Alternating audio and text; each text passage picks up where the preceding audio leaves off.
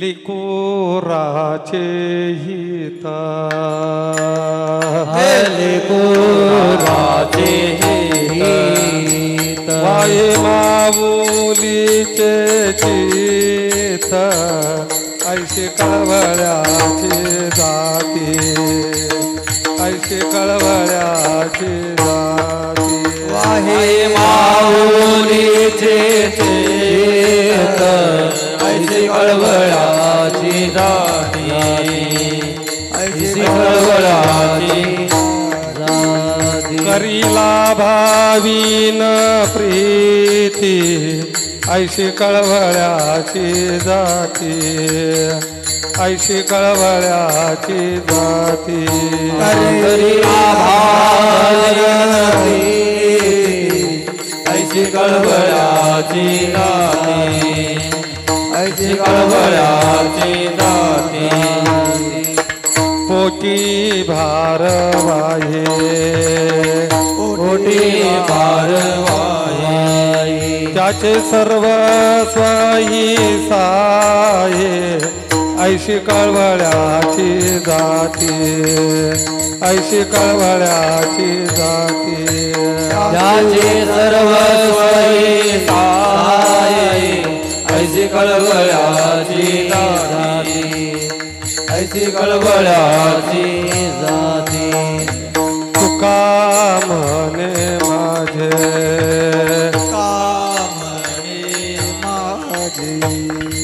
संतावरी ओझे ऐशी कळवळ्याची जाती करीला भावीना प्रीती तुम्हा संतावरी ओझे ऐशी कळवळ्याची जाती ऐशी कळवळ्याची जाती विठो पारखुमाई हो पारखुमाई विठो पारखुमाई विठो पारखुमाई विठो पारखुमाई विठो पारखुमाई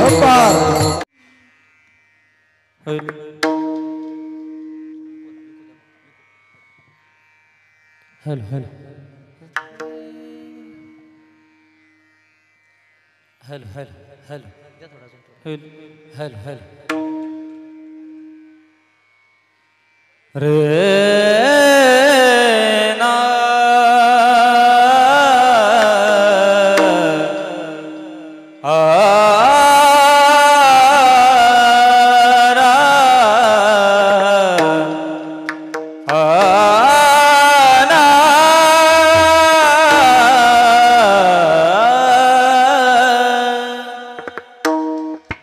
लेकुराचे हित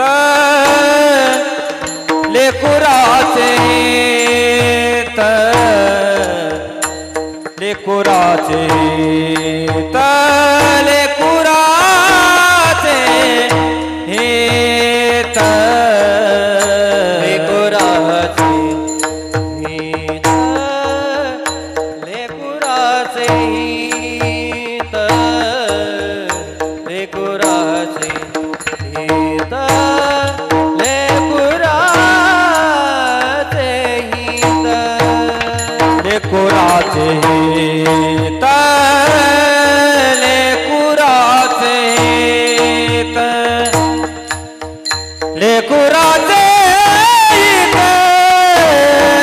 लेकुराचे हित लेकुराचे हित लेकुराचे हित लेकुराचे हित लेकुराचे हित लेकुराचे हित वाहे माऊ लिथे चित वाहे माऊली चे चित ऐसे कळवळ्याची जाती ऐसे कळवळ्याची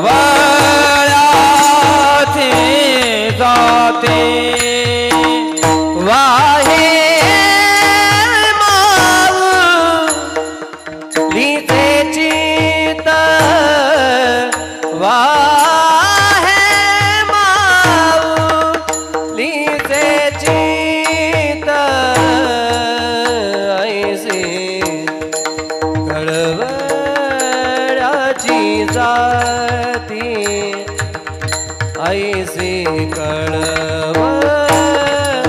कळवळ्याची जाती लेकुराचे हित लेकुराचे हित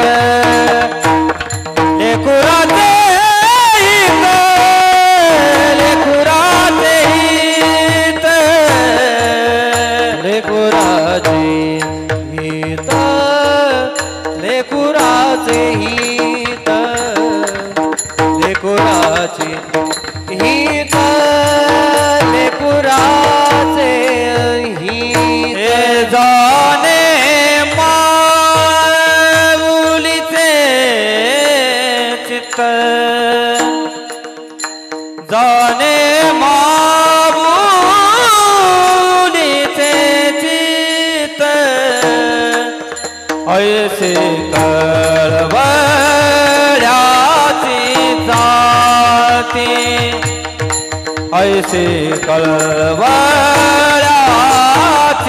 जाती जाणे माऊलीचे चित्त जाणे माऊलीचे चित्त ऐसे कळवळ्याची जाती ऐसे कळवळ्याची जाती करिला भाविन प्रीती करिला भाविन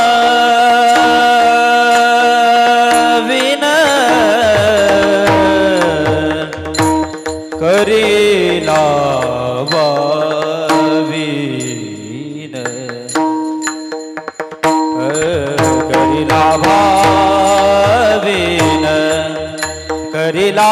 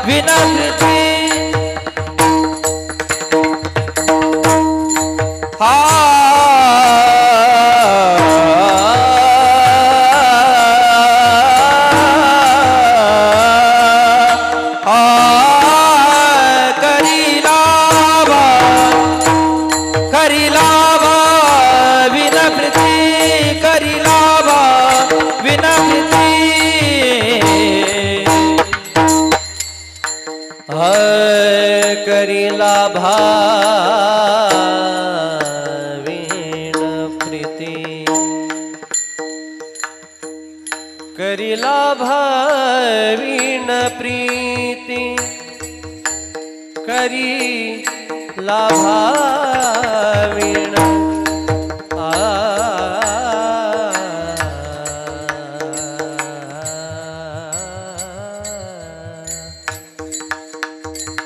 करिला भाविन करिला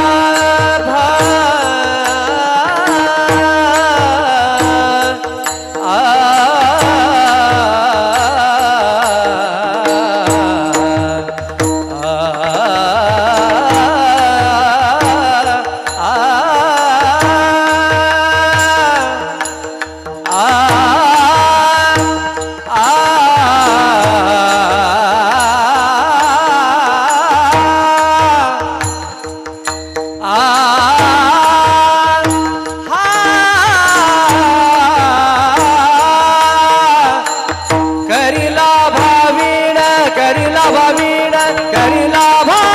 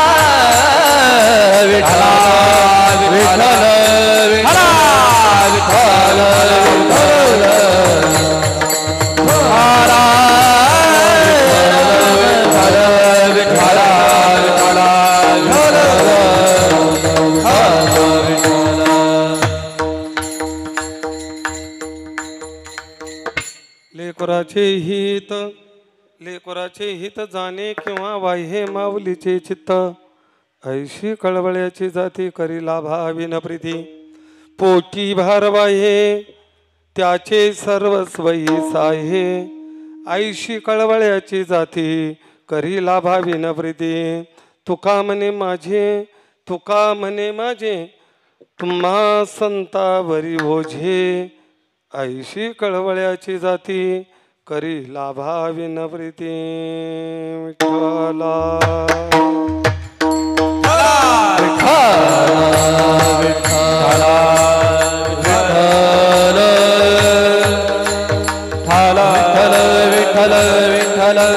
विठ्ठला विठ्ठल विठ्ठल विठ्ठल विठ्ठल विठ्ठल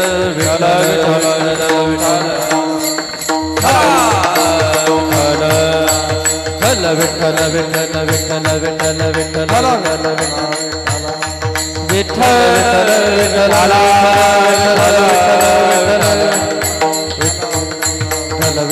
हरि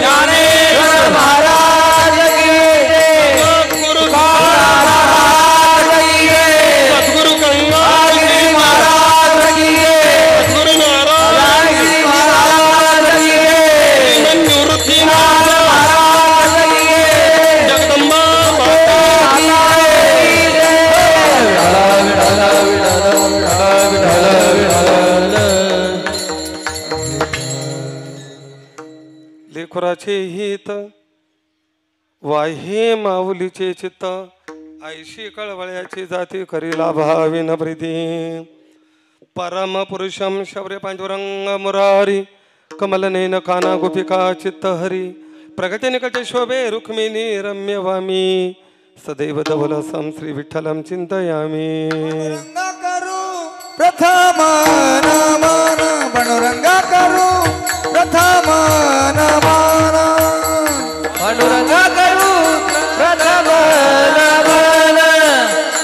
पांडुरंगा करू प्रथम नमन करू प्रथम नमन पांडुरंगा करू प्रथम नमन पांडुरंगा करू प्रथम नमन करू प्रथम नमन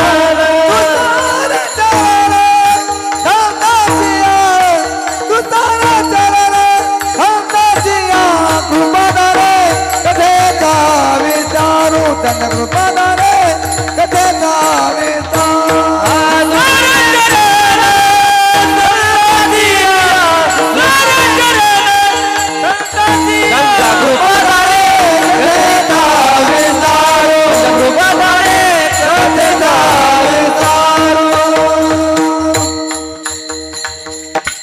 बाबाजी सद्गुरु दास तुका अतुले धबल धाम हेम शैलम बद्यः धनुजवान कृशानु ज्ञानी नामग्रगण्यम सकल गुण निधानम वनरनामधीशम रघुपति प्रिय भक्तमातात्मजम नमामि ओम नमो ज्ञानेश्वरा करुणाकरा दयाळा तुमचा अनुग्रह लाधलो पावन झालो चराचरी नमो सद्गुरु तुका या ज्ञानदीपा नमो सद्गुरु सच्चिदानंद रूपा नमो सद्गुरु भक्त कल्याण मूर्ती नमो सद्गुरु भास्करा पूर्ण कीर्ती गंगा विशुद्धम नितपाद स्पर्शम सरोवेष्टितं चुंबितं पुण्यस्थानं सराले स्थितं तं समाधिस्थं मूर्तिं नमामि गंगागिरियोगी राजं तपोज्ञान वैराग्य भक्ति स्वरूपं सदालंकृतं साधु संन्यास योगं मुखीयस्य वेदांत शास्त्रार्थ नीतिं नमो नारायण गिरिजी ब्रह्मस्वरूपम जयंचे केले स्मरण हो हे सगळे विद्यांचे अधिकरण तेचे बंधू श्रीचरण श्री गुरूंचे ते नमस्कारुनी आता काय माझी वाणी मानेल संतासी रंजव चित्ताशी आपोलिया मस्तक हे पायावरी या वारकरी संतांच्या धन्य धन्य निवृत्ती देवा काय महिमा वर्णावा शिवे अवतार धरुनी केले त्रैलोक्य पावन या देवी सर्वभूतेषु भक्तिरूपेण संस्थिताः नमस्तस्य नमस्तस्य नमस्तस्य नमो नमः रंगा येईवो ये रंगा येईवो ये रंगा येईवो ये रंगा येईवो ये रंगा येईवो ये रंगा येईवो ये रंगा येईवो ये रंगा येईवो ये विठाई चिताय माझे कृष्णाई नाही विठाई माझे कृष्णाई का नाही विठाई चिताय माझे कृष्णाई का नाही विठाई माझे कृष्णाई का नाही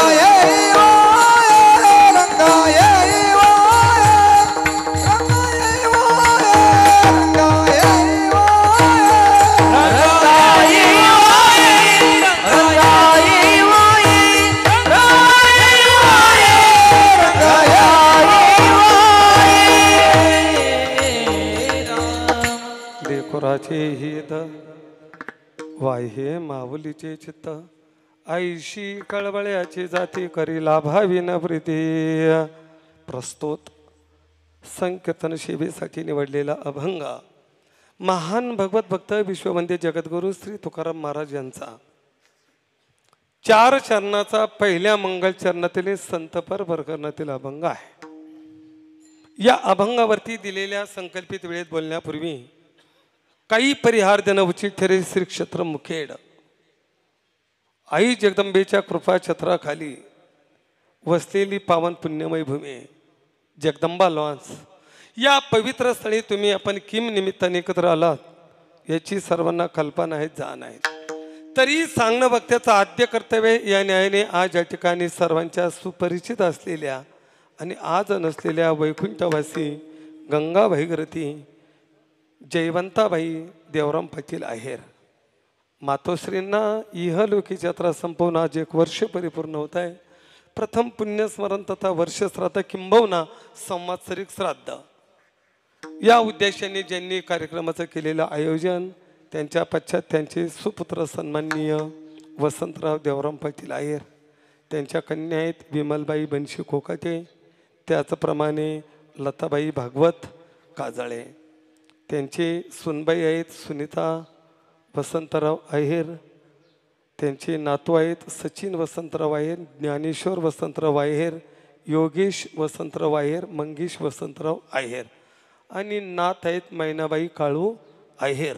त्याचप्रमाणे पंतू आणि पंती आहेत, मला वाटतं प्रणित, विराज, त्याचप्रमाणे गौरव, ईश्वरी, आरुष आणि आरुषी. विठाला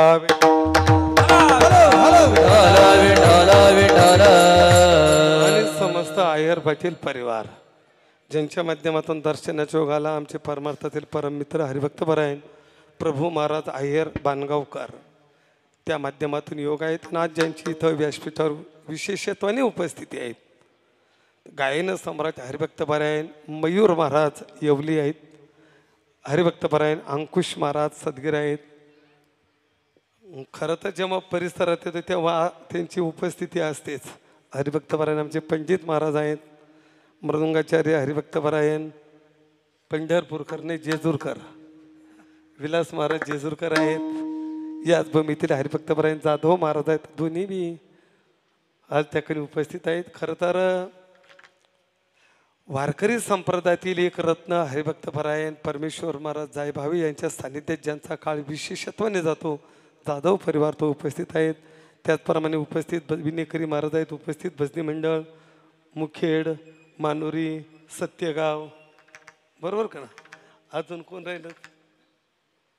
अर्थात एकंदरीत सगळ्यांना धन्यवाद देतो, साऊंड सिस्टमला धन्यवाद देतो, तुम्हाला यूट्यूबलाही धन्यवाद देतो आणि आपणही माझ्या समोर बसला सगळ्यांना धन्यवाद देतो आणि अगदी दिलेल्या वेळेत बोलण्याचा प्रयत्न करतो. विठाला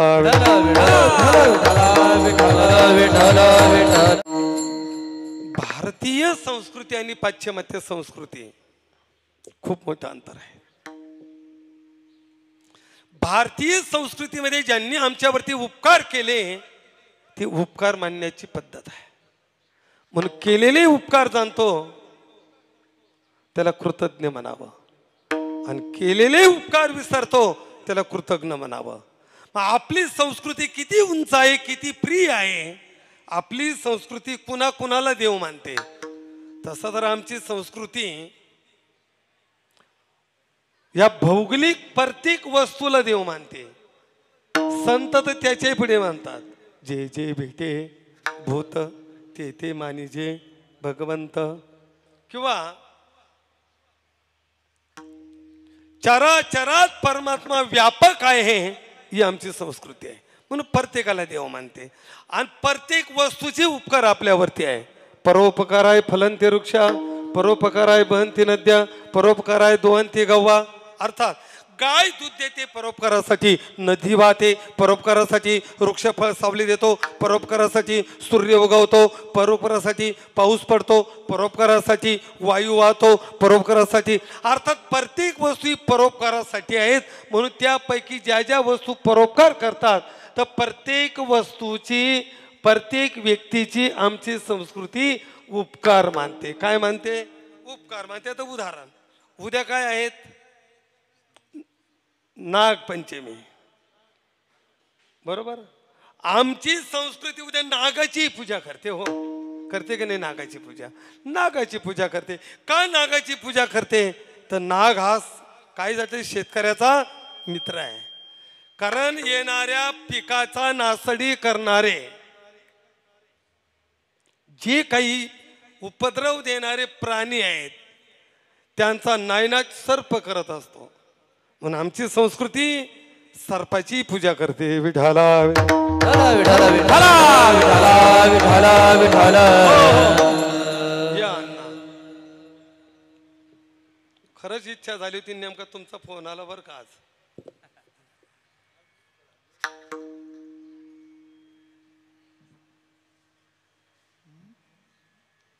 विठाला विठाला विठाला विठाला विठाला विठाला विठाला विठाला विठाला.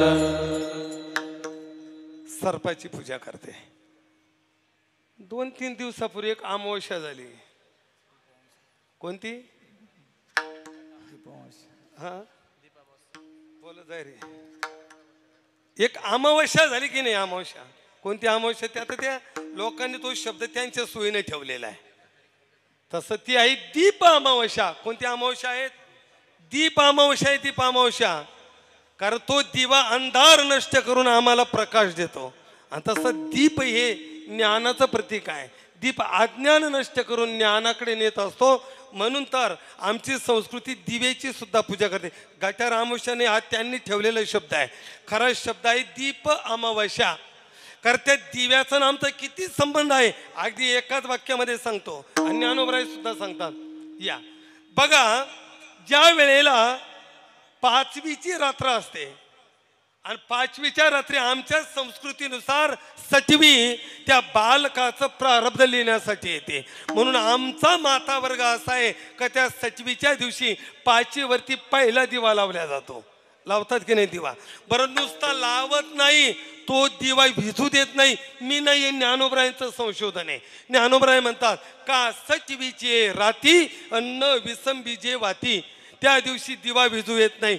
त्या दिवशी आमचा दिवा लागला जातो. आणि मृत्यूनंतर 13व्या दिवशी दक्षिण दिशेला घरापासून दक्षिणेकडे तोंड करून त्याच्याच नावानं दिवा लावला जातो. आणि 13व्या दिवशी त्याच्याच नावाने मारुतीला सुद्धा दिवा लावला जातो. म्हणजे जन्मल्यापासून तर मृत्यूपर्यंत त्या दिव्याचा नामचा अनन्य साधारण संबंध आहे. म्हणून आमची संस्कृती वर्षातून दीप अमावस्येला दिव्याची सुद्धा पूजा करते. विठ्ठला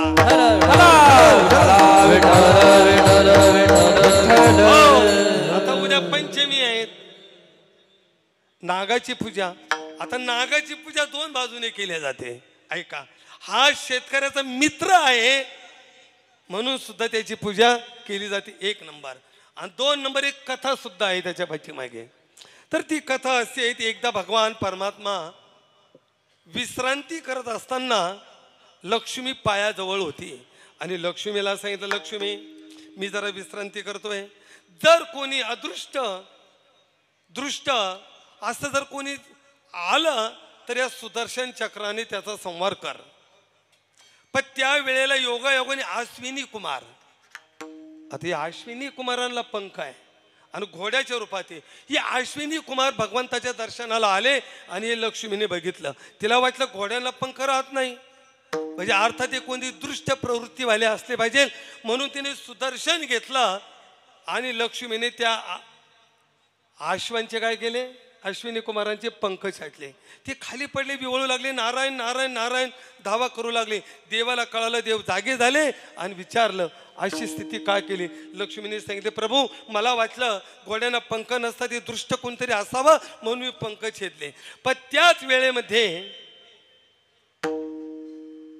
सूर्याचा रथ चालू असताना उच्चश्रावा नावाचा घोडा 1 सेकंदभर थांबतो.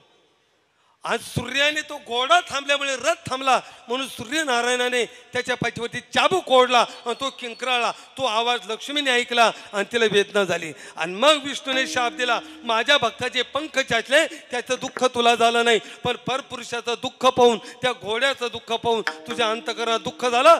जा, मी तुला शाप देतो की तू 12 वर्ष घोडी होशील. आणि मग लक्ष्मीने सांगितलं, प्रभू तुम्ही दयाळू आहात, तुम्ही कृपाळू आहात, तुमची कधीच तुम्ही शाप देऊ शकत नाही. पण तुम्ही काय शाप दिला त्याचं एकच कारण, तुम्ही रात्रंदिवस ज्या शेषावर शयन करतात ना, त्या सर्पावर शयन करताना तो विषारी सर्पाचे विषारी अंतकरणामध्ये तुमचे विचार आले आणि म्हणून तुम्ही मला शाप दिला. म्हणून मी शाप देते, तुम्ही सुद्धा 12 वर्ष सर्प व्हाल. म्हणून भगवान परमात्मा 12 वर्ष सर्प झाले. नंतर पाताळ लोकात गेले, मोठी कथा आहे. नंतर मलाई गायत पर्वतावरती आले आणि ती घोडी बनून लक्ष्मी ही पंपा सरोवर राहिली आणि शाप मुक्त होण्याची वेळ आली. मग तेव्हा परमात्मा मलायगर पर्वतावरून परत पंपो सरोवरावरती आणि वारुळामध्ये जाऊन वास केला. आणि जेव्हा भगवान परमात्मा येतो ना, तर काही लक्ष नाही.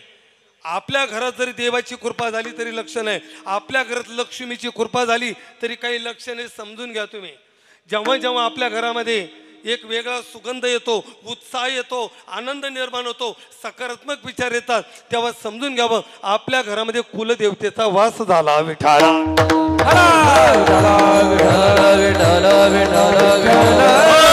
अरे भगवान परमात्मा जेव्हा पंपा सरोवरवरती येतात त्यावेळेला फळं फुलं बहरून गेली, वसंत आल्यासारखं झालंय. आणि त्यावेळेला लक्ष्मीला कळालं आणि मग लक्ष्मीने आपल्या पायाने ते वारुळ खोदलं आणि वारुळातून नागपंचमीच्या म्हणजे श्रावण शुद्ध पंचमीला काय झालं, भगवान परमात्मा वारुळातून प्रगट झाले आणि मग दोन्ही शापमुक्त झाले. आणि मग तेव्हा आशीर्वाद दिला की नागपंचमीला जो वारुळाची आणि नागाची पूजा करील त्याच्यावर येणारे सर्व संकट नष्ट होईल आणि सर्व पापातून तो मुक्त होईल. ही एक कथा. आणि नागाची पूजा हे परोपकार म्हणून करते ही कथा. विठाला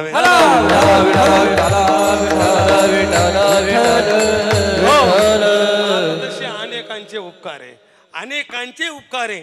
पण सगळ्यात प्रथम उपकार आहेत आमच्यावरती ज्या देशात जन्माला आलो. देशाचे उपकार म्हणजे देशाचं ऋण आहे, धर्माचं ऋण आहे, बरं साधूचं ऋण आहे, आई वडिलांचं ऋण आहे. आणि या ऋणातून तुम्ही आम्हाला उतरायचं आहे. पहिले जर ऋण कुणाचे असेल तर आमच्यावरती ऋण आहेत ते भगवान परमात्म्याचे. मग देवाचे ऋण काय आहे तो तर त्याने आम्हाला सुंदर शरीर दिलं. हे देवाचे काय ऋण आहे. नुसतं शरीर दिलं नाही, दिले इंद्रिय, हातपाय कान, त्याने इंद्रिय दिले. नुसते इंद्रिय नाही, नुसतं इंद्रिय नाही तर त्याने बुद्धी नावाची वस्तू आम्हाला दिली. दिली आईशी बुद्धी नाश नाही, त्याने बुद्धी दिली. बुद्धीच नाही तर तुकोबराय म्हणतात या शरीरामध्ये त्या परमात्म्याने जीव नावाची वस्तू आम्हाला दान दिली. जेने हा जीव दिला दान तयाचे करीन चिंतन जग जीवन नारायण गायन गुण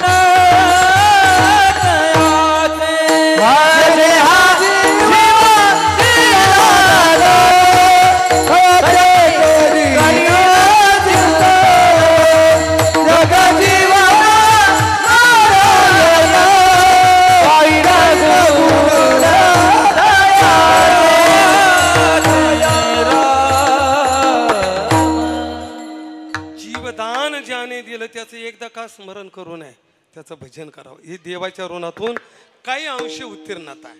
तसं होऊ शकत नाही पण काही अंशी. 2 नंबर उपकार असेल देशाचे.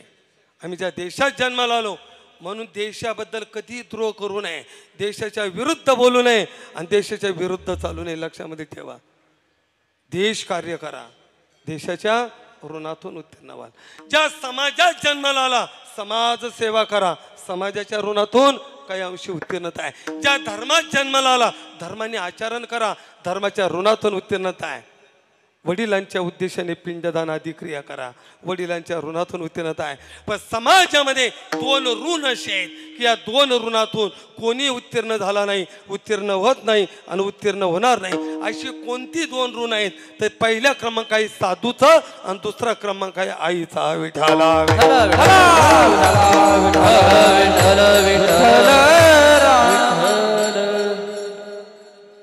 तुका म्हणे यांच्या उपकारासाठी नाही माझे गाठी भांडवल, नाही माझे गाठी भांडवल, नाही माझे गाठी भांडवल. म्हणे यांच्या उपकारासाठी नाही माझे गाठी भांडवल, नाही माझे गाठी नाही माझे गाठी भांडवल. तुका म्हणे यांच्या उपकारासाठी नाही माझे गाठी भांडवल, नाही माझे गाठी भांडवल. तुका म्हणे यांच्या उपकारासाठी नाही माझे गाठी भांडवल, नाही माझे गाठी भांडवल.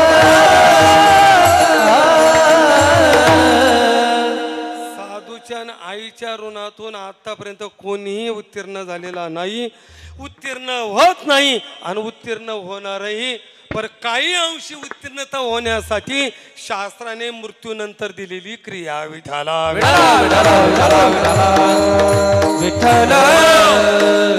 काय क्रिया दिली तर पहिली क्रिया एका पहिला मुलाचा धर्म आहे. मुलाचा धर्म काय? संपत्तीला वारस अजिबात नाही. पू नावाच्या नरकातून जो पितरांना तारतो त्याचं नाव आहे सुपुत्र. आता येणारे मुलं सुद्धा जन्माला अनेक प्रकारचे येतात, तसे आता त्याचा विस्तार भरपूर होतो. पहिला आहे धर्मपुत्र आणि नंतर आहे काम्यपुत्र. एक आहे देणेकरी मुलगा, एक आहे घेणेकरी मुलगा. एक आहे सुपुत्र आणि एक आहे कुपुत्र. फक्त दोघांचा विचार करू. एक सुपुत्र आणि एक कुपुत्र. मग कुपुत्र काय करतो आणि सुपुत्र काय करतो? तर कुपुत्र आपणही नरकात जातो आणि पितरांनाही नरकामध्ये पाठवतो. पण सुपुत्र आपलाही उद्धार करतो आणि पूर्वजांचाही उद्धार करतो. विठाला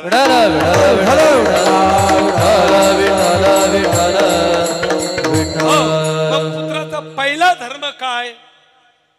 ऐका, आपल्या गैरवर्तनामुळे, चुकीच्या वागण्यामुळे, चुकीच्या बोलण्यामुळे माय पित्याला ऐका समाजामध्ये खाली मान घालून चालण्याची वेळ मुला मुलीने आई वडिलांवरती येऊ देऊ नये.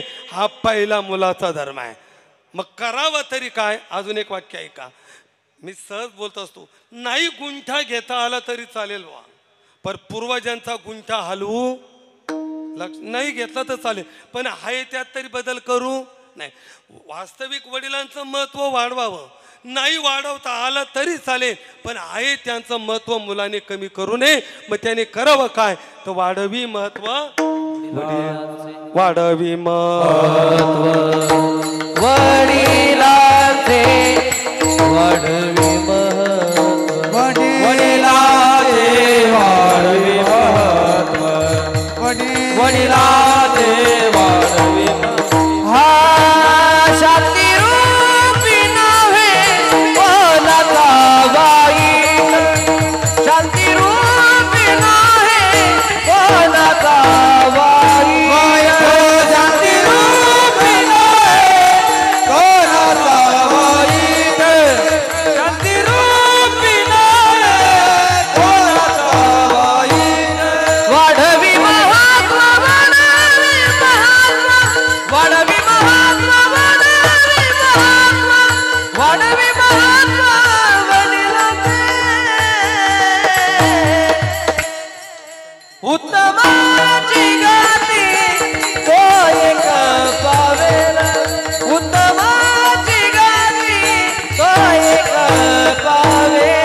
वाढवी महत्व, वाढवी महत्व, वाढवी महत्व, वाढवी महत्व, वाढवी महत्व वडिलांचे. उत्तमाची गाती तो एक पावेल, उत्तमाची गाती तो एक पावेल. पहिला धर्म आहे वाढवी महत्व वडिलांचे. दुसरा धर्म आहे सकल तीर्थाची धुरे, जे का माता पितरे तया सेवेशी किर शरीरे लोन की जे. आई वडिलांच्या सेवेकरता स्वतःचं शरीर वाळून टाकावं, हा दुसरा धर्म आहे. मग तिसरा धर्म काय? त्यांचा अंतकाळ जवळ आला का अंतकाळ समय मुलगा आई वडिलांच्या जवळ पाहिजे. पुरुषाशी पर्वकाळ जन्मता जोडी एक वेळ, का माता पित्याचा अंतकाळ. धर्माची वेळ अति पवित्र, ती अति पवित्र वेळ आहे. अंतकाळ समय जवळ असला पाहिजे. मग आता तिथे शास्त्राने अन्नात 6 गुण दिले. मुलाने काय करावं आणि आपण काय करावं? तर 6 गुणामध्ये ते अवरोधी कर्मामध्ये येतात. पहिला आहे आतुरित काली कर्म, दुसरा आहे अवरोधी कर्म, तिसरा आहे प्रेतावर संस्कार, चौथा पितरांवर संस्कार. आणि मग शास्त्राने 2 मार्ग सांगितले, एक देव मार्ग आणि एक यम मार्ग. हे 6 गुण सांगितले शास्त्रामध्ये विशेषत्वाने. मग पहिला धर्म काय? तर आतुरित काली कर्म सांगितलं. आतुरित काली कर्म काय? ऐकून ठेवा. मृत्यूची सूचना कळाली, मृत्यूची चाहूल लागली का माणसानं बेसावध राहू नये. काय करू नये? बेसावध. परत ऐका, मृत्यू निश्चित आहे, मृत्यू ठरलेला आहे, मृत्यूमध्ये बदल होऊ शकत नाही, कोणी मृत्यू चुकवू शकत नाही. मग मृत्यू तर निश्चित आहे, मृत्यू येणार आहे. मग काय करावं? तर मृत्यूची तयारी करावी. मग मृत्यूची तयारी काय करावी? तर त्या माणसानं सूचना कळाली, त्याला शक्य होईल त्याच्या परिस्थितीनुसार त्याने दान करावं, त्याला अमूलिक दान म्हटलेलं आहे आणि हे दान अतिशय महत्वाचं आहे स्वतः केलेलं बरं. मग त्याने काय करावं? दान करावं. 1. 2 नंबर त्याने काय करावं? ऋणमुक्त व्हावं. मरण्याच्या अगोदर रुपया सुद्धा ऋण ठेवू नये आणि कुणाच्या ऋणामध्ये सुद्धा राहू नये. 1 पहिलं ऋण. 2 नंबर वैर संपवावं. वैर ठेवून मरू नये माणसाने. देवा वैर संपवलं पाहिजे. आणि 3 नंबर मरण्याच्या अगोदर पापाचं प्रायचित्त घेतलं पाहिजे. हे गड्या कळत न कळत तुम्ही असो मी असो सहज कधी कधी पाप घडतं. सहज घडतं ना. काही पापाला काही आता पापाला लई कारण झाले.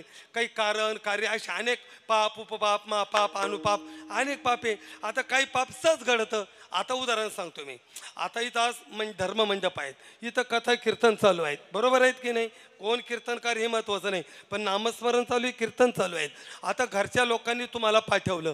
आता तुम्हाला पाठवल्यानंतर अण्णा खरा नेम असा आहे ज्यांना कीर्तनात बसण्याची लाज वाटत असेल तर त्या माणसाने वेळेवर यावं.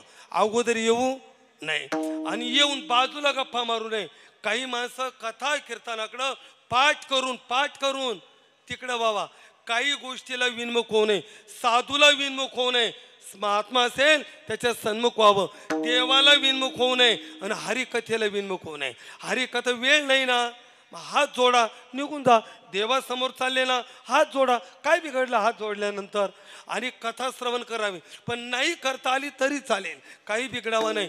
पण काही माणसं बाजूला मयूरबाग टोळ्या करून कीर्तनाकडं पाठ करून तिकडं तोंड करून गप्पा करतात. ज्ञानोबराय म्हटले हे सगळ्यात मोठं पाप आहे. विठाला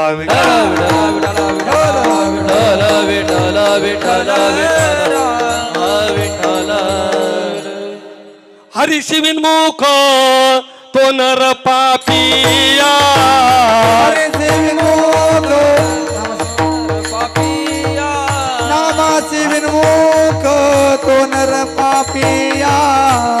हरिशी विनमुख तो नर पापिया.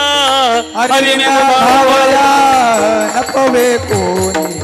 हरिविना धावया नपवे कोणी. हरिविन धावया नपवे कोणी. हरिविन धावया नपवे कोणी.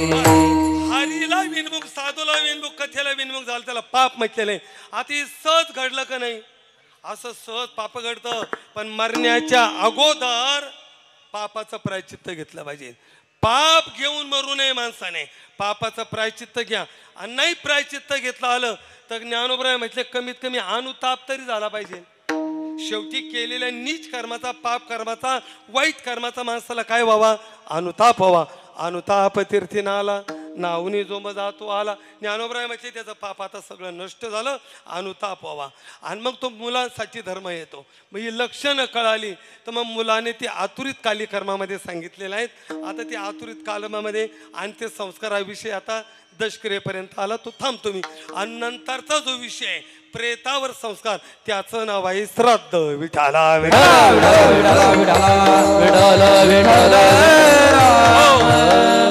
आज आहे श्राद्ध. मग श्राद्ध केलं पाहिजे. हो केलं पाहिजे. काय केलं पाहिजे तर जोपर्यंत श्राद्ध होत नाही तोपर्यंत मुलगा माय पित्याच्या ऋणातून मुक्त होत नाही. 1 जोपर्यंत श्राद्ध होत नाही तोपर्यंत जीवाची प्रेत योनीतून सुट्टी होत नाही. मृत्यूनंतर कोणती योनी प्राप्त होते? प्रेत योनी होते. प्रेत योनी. आता याला आपण स्थूल शरीर म्हणतो. आता याच्यामध्ये 5 कोश आहेत. अन्नमय कोश, चैतन्यमय कोश, आनंदमय कोश, वायुमय कोश. तर मृत्यूच्या अगोदर पहिला आपला जो कोश नष्ट होतो ना तो अन्नमय कोश नष्ट होतो. पहिला कोणता जातो? अन्नमय कोश. आणि अन्नमय कोश नष्ट झाला का मग आपल्या इंद्रियामध्ये ग्लानी येते आणि एक एक अवयव निकामी होत जातात. पहिला अन्नमय कोश जातो. चला मग त्या वेळेला प्राण गेला का जीवाला सूक्ष्म शरीर प्राप्त होतं. त्यासाठी 10 दिवस लागतात. किती दिवस लागतात? 10. म्हणून तर तुम्ही कमी नेहमी होतो खात्री करून बघा. तुम्ही ज्या घरी घटना घडली ना तर 10 दिवस त्या घराच्या छतावर दूध आणि पाणी ठेवा आणि त्या व्यक्तीचे आवडीचे पदार्थ ठेवा. 10 दिवस कावळा तिथं येऊन दूध पाणी पिऊन जातो, खात्री करा. आणि 11व्या दिवशी तेव्हा कावळा येणार नाही. कारण स्थूल शरीरातून प्रेत रूप शरीर प्राप्त होण्यासाठी 9 दिवस आणि 10व्या दिवसाचा काही काळ लागतो. म्हणून पहिल्या दिवसाच्या पिंडाने त्या सूक्ष्म शरीराला पहिल्या पिंडाने मस्तक तयार होतं, दुसऱ्या पिंडाने मान तयार होते, तिसऱ्या पिंडाने हृदय तयार होतं, चौथ्या पिंडाने छाती तयार होते, 5व्या पिंडाने बेंबी तयार होते, 6व्या पिंडाने पोट तयार होतं, 7व्या पिंडाने पाठ तयार होते, 8व्या पिंडाने मलमूत्र विसर्जनाची जागा तयार होते, 9व्या पिंडाने पाय तयार होतात आणि 10व्या पिंडाने तहान आणि भूक ही उर्मी तयार होते. म्हणून दशक्रिया ही 10व्या दिवशी करावी लागते. ऐका, हे 10 दिवसाचा तो विधी आहे. आता आवृत्ती कर्म करत नाही. आणि खरं तर तुम्हाला सांगून ठेवतो बरं का मुखेडकर मंडळी, 3च गुरु हा विधी करणार आहे. एक पुंतंब्याला आहे जाधव महाराज, एक त्र्यंबकेश्वरला आहे आणि एक तुमच्या मुखेडचे अनिरुद्ध गुरु आहे. विठाला विठाला विठ्ठल विठ्ठल विठ्ठल अनिरुद्ध गुरु हा विधी व्यवस्थितपणाने पार करतात. माझा तो अनुभव आहे. या अनिरुद्ध गुरु 3च गुरु आहे फक्त. आणि हा विधी तसा केला पाहिजे पण आपण करत नाही. ऐका, आणि मग त्यानंतर दशक्रिया, 11वा वृषभ सर्ग, 12वा पददान, उदक शांती, आणि आपण मग 13व्या दिवशी पितर घालतो. बरोबर, ये पितर नाही देवा. आपल्या सहज बोलताना बोलतो बरं का पंडित महाराज, आपण काय 13 पितर जेव घाले, पितर नाहीये, ये 12 श्रवण कुमार आहे. हे ब्रह्मदेवाची मुलं आहे. हे कोण आहेत? ब्रह्मदेवाची मुलं. त्यांचं नाव आहे श्रवण कुमार. आणि 13वं जे पात्र बनवलं जातं ते महाविष्णूचं बनवलं जातं. 13 पितर नाही, 12 श्रवण कुमार आणि 13वा महाविष्णू. आता श्रवण कुमार कोण?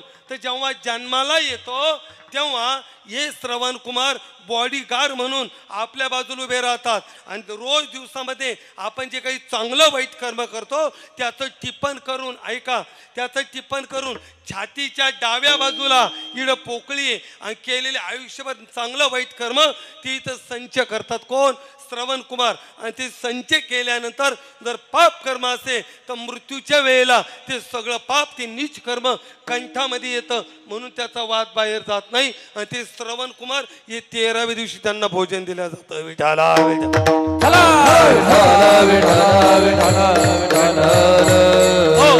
आणि मग 13व्या पासून जे योनी प्राप्त होते त्याचं नाव आहे प्रेत योनी.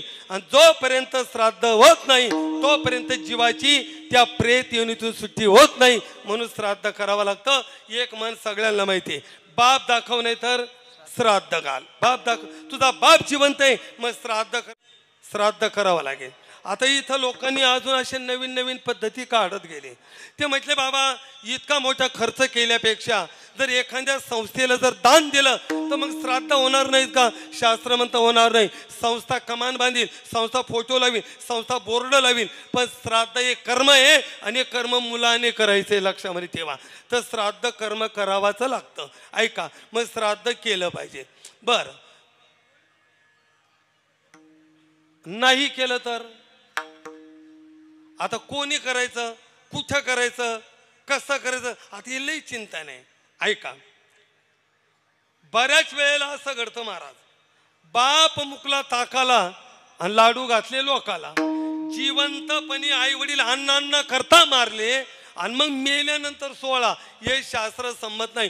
जो मुलगा जिवंतपणी माय पित्याची सेवा करत असेल, अरे मृत्यूनंतर फक्त 1/2 किलो तांदळाचा नुसता पिंड केला आणि 1 पितर जेव घातला तरी श्राद्ध आहे. पण हे सगळं उलट घडतं.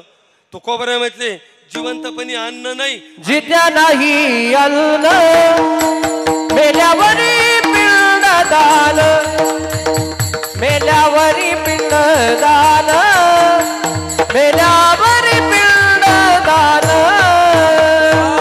जित्या नाही अन्न मेल्यावरी पिंड दान, मेल्यावरी पिंड दान, मेल्यावरी पिंड दान. जित्या नाही अन्न मेल्यावरी पिंड दान, मेल्यावरी पिंड दान,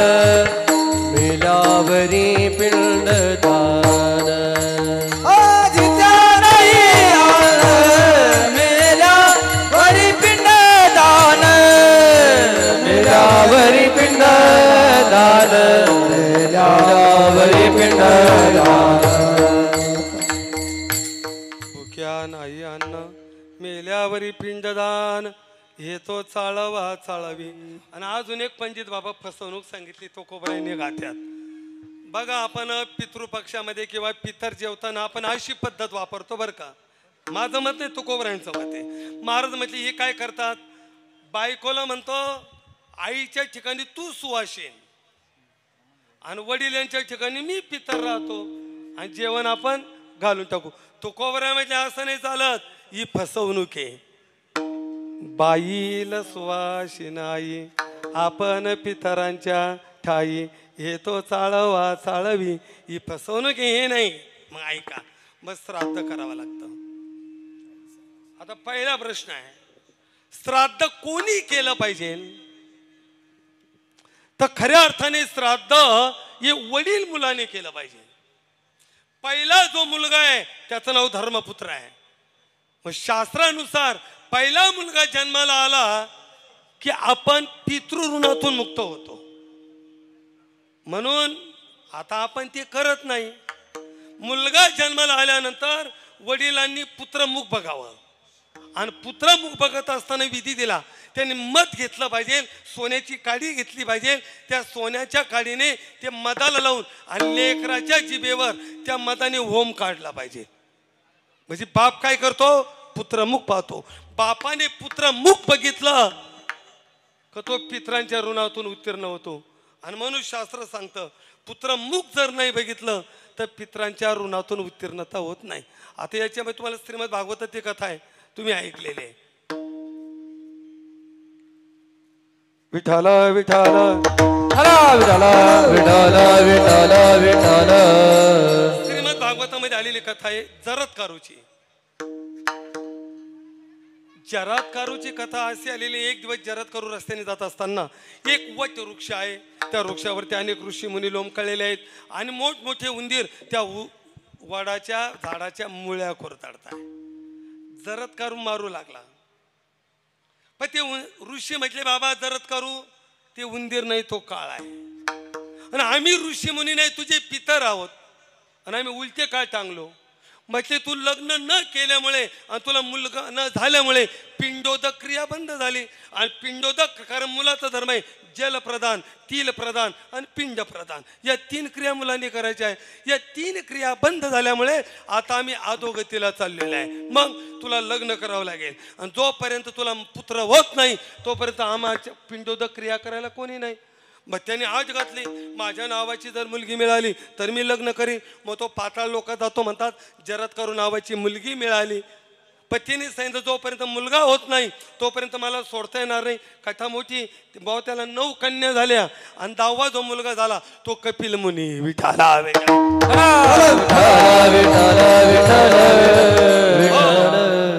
म्हणून पहिला जो पुत्र आहे त्याचं नाव आहे धर्मपुत्र. पण समाजामध्ये रिवाज असा आहे बा, बापाला मोठा आणि आईला लहान, मधला मोकळा टाकला त्याला टेन्शनच नाही अजिबात. आणि मोठे बिले बा खरात आई वडील लहान आहेत पोकरून देतात.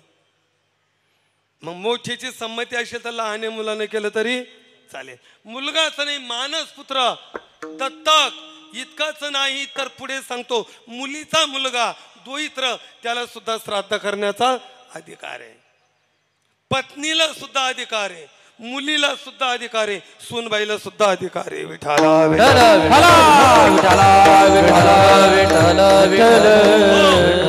राम लक्ष्मण सीता फाल्गुन नदीच्या तीरावरती असताना राजा दशरथाची श्राद्ध तिथे आली.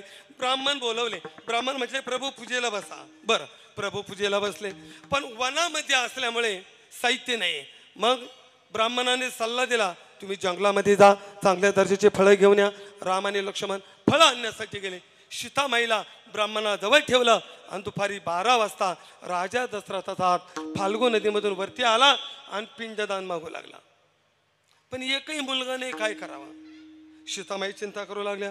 पण राजा दशरथाने आकाशवाणी केली सीते तू ही पिंडदान केलं चालेल. मामाजी मी सून आहे, तुला अधिकार आहेत पण साहित्य नाहीये, मग चिखलाचे पिंड कर. सीतामाईने चिखलाचे पिंड केले, राजा दशरथाच्या हातात दिले. राजा दशरथ संतुष्ट झाले, आशीर्वाद दिला, अदृश्य झाले. थोड्या वेळाने राम आणि लक्ष्मण फळं घेऊन आले. आता हे फळ ब्राह्मणाने बघितले.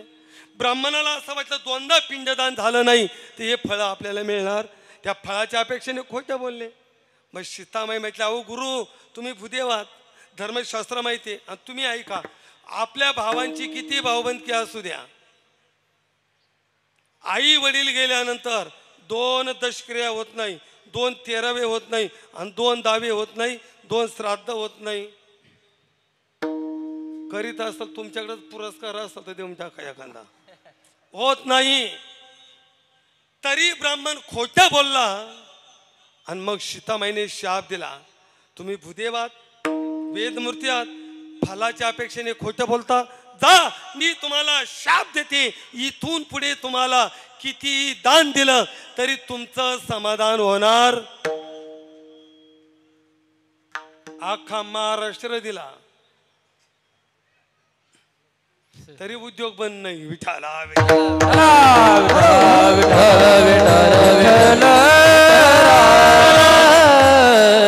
कोण साक्षीला? तिला गाय होती, गाईला विचारा. गाय सुद्धा खोटं बोलली. सीतामाईने गाईला शाप दिला, तू खोटं बोलली ना, जे खाऊ नये ते खाशील, पूजा तोंडाची होईल, दर्शन पाठी मागून घेतील, म्हणून गाईचं दर्शन पाठी मागे. सीतामाईचं शाप आहे. कोण आहे साक्षीला? तिकडे तुळस झाड होतं, तुळशीला विचारा. तुळस सुद्धा अण्णा खोटं बोलली आणि सीतामाईने तुळशीलाही शाप दिला का गये पितृगयेच्या पंचकृषीमध्ये तुझं रोपण होणार नाही. आजही जाऊन बघा, तुळशीचं झाड लावलं तरी येत नाही. हा सीतामाईने दिला शाप. कोण आहे साक्षीला? नदीला विचारा. फाल्गू नदी, नदी खोटं बोलली आणि सीतामाईने नदीलाही शाप दिला, तू खोटं बोलली ना, तुझं पाणी अदृश्य होईल आणि तुझ्या पाण्यामध्ये जंतू पडतील. आजही जर पितृगयाला गेले ना तर पाण्याचा प्रवास जे गेले त्यांना विचार, देवाबरोबर वाळूच्या आतूने आंघोळ केल्यावर झिरा बुजवा लागतो बरोबर, नाही तर जंतू पडतात. सीतामाईने दिलेले शाप आहे. कोण आहे साक्षीला? मग तिला अक्षय वट आहे, त्या वट वृक्ष साक्ष देतोय, प्रभू मी साक्षीदार आहे. म्हणून सीतामाईने त्या वृक्षाला आशीर्वाद दिला, जा तुला उदंड आयुष्य प्राप्त होईल आणि प्रत्येक वर्षाला या स्वाशिनी मावल्या तुझी पूजा करतील. विठाला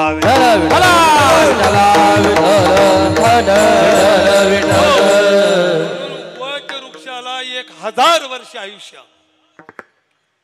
या आमच्यापेक्षा इंग्रजांना चांगलं कळालं होतं.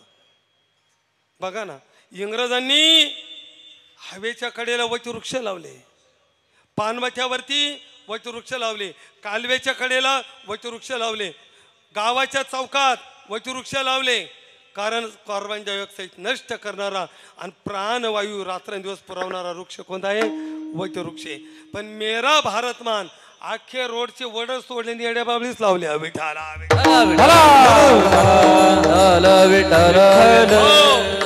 म्हणून नैसर्गासाठी देशी झाडांचा वापर जादा करा, देशी झाडं जादा लावा.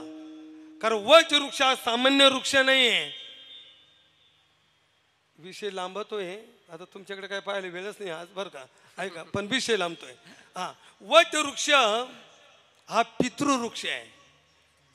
3 प्राणी पितृतुल्य आहे, 3 वृक्ष पितृतुल्य आहे, 3 जलचर पितृतुल्य आहे. कावळा पितृतुल्य आहे, राजहंस पितृतुल्य आहे आणि गरुड पितृतुल्य आहे.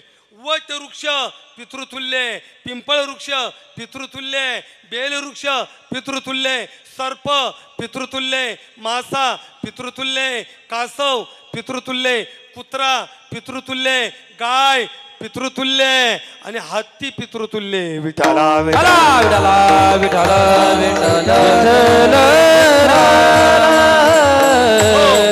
म्हणजे श्राद्ध कोणी केलं तरी चालतं.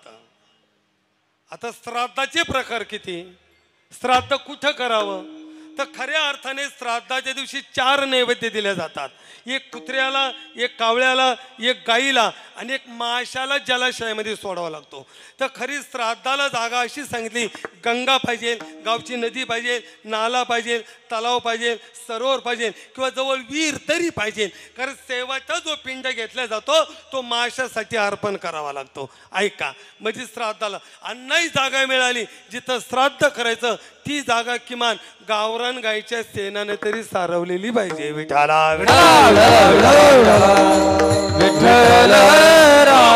आता श्राद्धाचे प्रकार किती आहे? आता काही ठिकाणी 96 सांगितले, काही ठिकाणी 72 सांगितले, काही ठिकाणी 28 सांगितले, काही ठिकाणी 16 सांगितले आणि काही ठिकाणी 12 सांगितले. आता इतके नाही पण 1-2 ऐका. ज्या दिवशी आई वडिलांचं श्राद्ध आहे, तुम्हाला वेळ नाही, एक काम करा, 2-5 रुपये घ्या, एखाद्या वैष्णव ब्राह्मणाला श्रद्धेने दान करा. त्याला हिरण्य श्राद्ध म्हणतात. हे नाही करता आलं, एका टायमाचं भोजन होईल इतका कोरडा शिधा दान करा, त्याला आम श्राद्ध म्हणतात. हे नाही करता आलं, हिरवी गवताची पेंडी घ्या आणि गावरान गाईला द्या, त्याला गोष्टी श्राद्ध म्हटलेलं आहे. हे नाही जमलं, ज्या दिवशी श्राद्ध आहे त्या दिवशी घरापासून दक्षिण दिशेला जा, उंच हात करा, बगला पित्रांना दाखवा, मोठ्याने रडा आणि गवताची काडी पित्रांना अर्पण करा आणि सांगा पित्रांना, हे पित्रांनो, मी तुमच्या वंशामध्ये एक दरिद्री करंटा जन्माला आलोय, माझ्या पित्रांनी गवताच्या काडीनं सुखी व्हावं. पितर गवताच्याही काडीने सुखी होतात. हे सुद्धा श्राद्ध आहे, पण श्राद्ध करावाच लागतं. विठाला